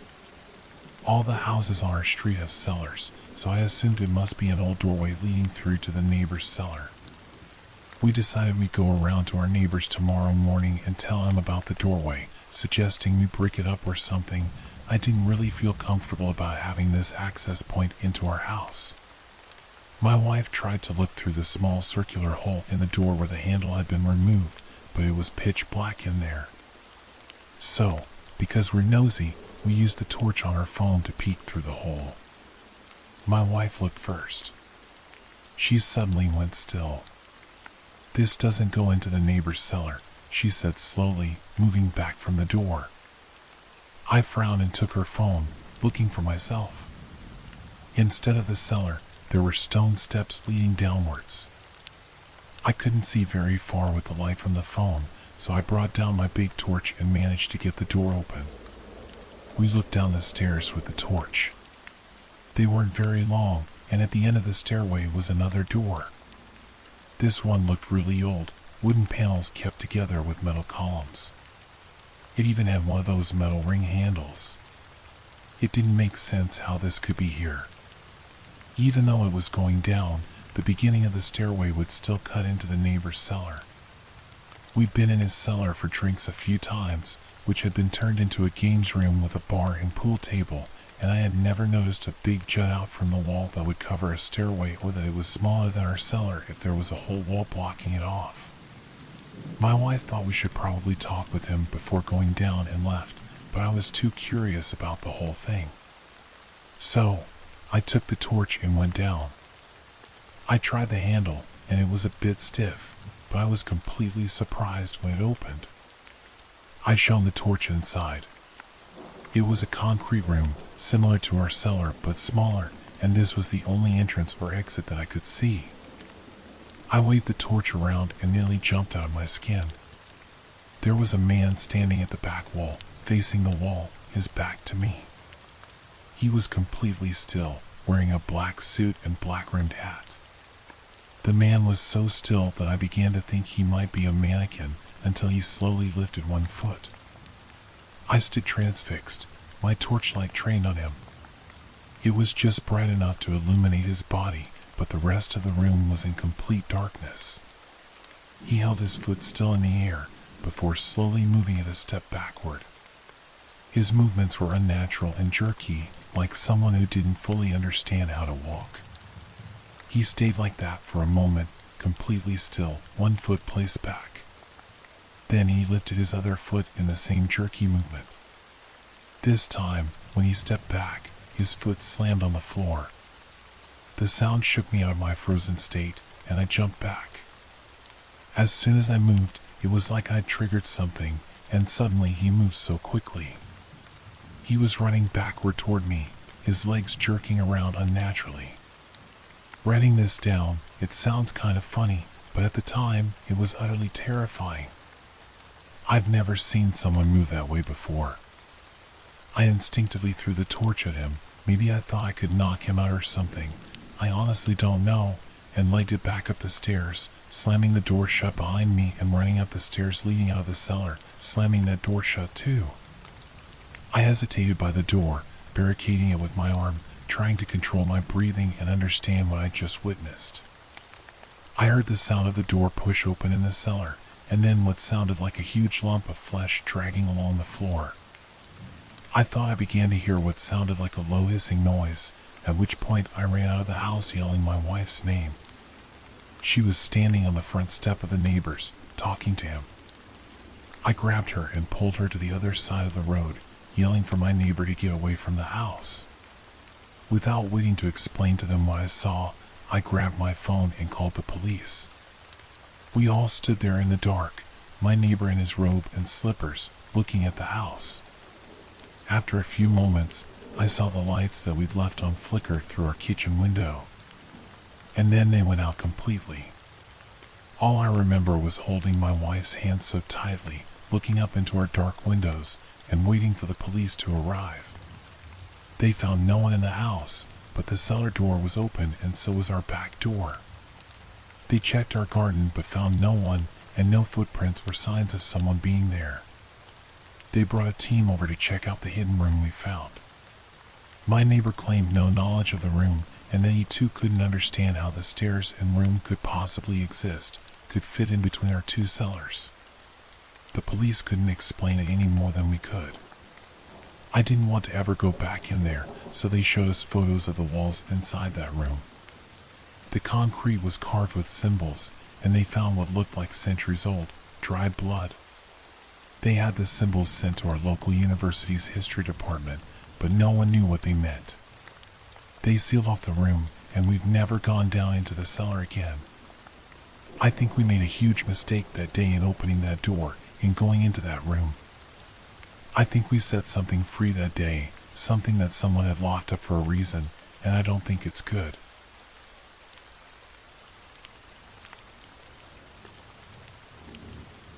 My wife is isolating me from everyone I know. I really think today will be the day, my love. Of course it will, darling. I knew this routine well. We'd been doing it for years. The truth is, today wasn't going to be the day she stepped outside. It never was. 18 months ago, my wife, once happy and lively, changed. She couldn't leave the house, and we stopped seeing friends. Slowly, we became isolated. It's frustrating, but I was willing to pay that price. The phone rang. Hello? Hey, Chris. No, today's not good. Talk to you later. Who was that? Natalie asked.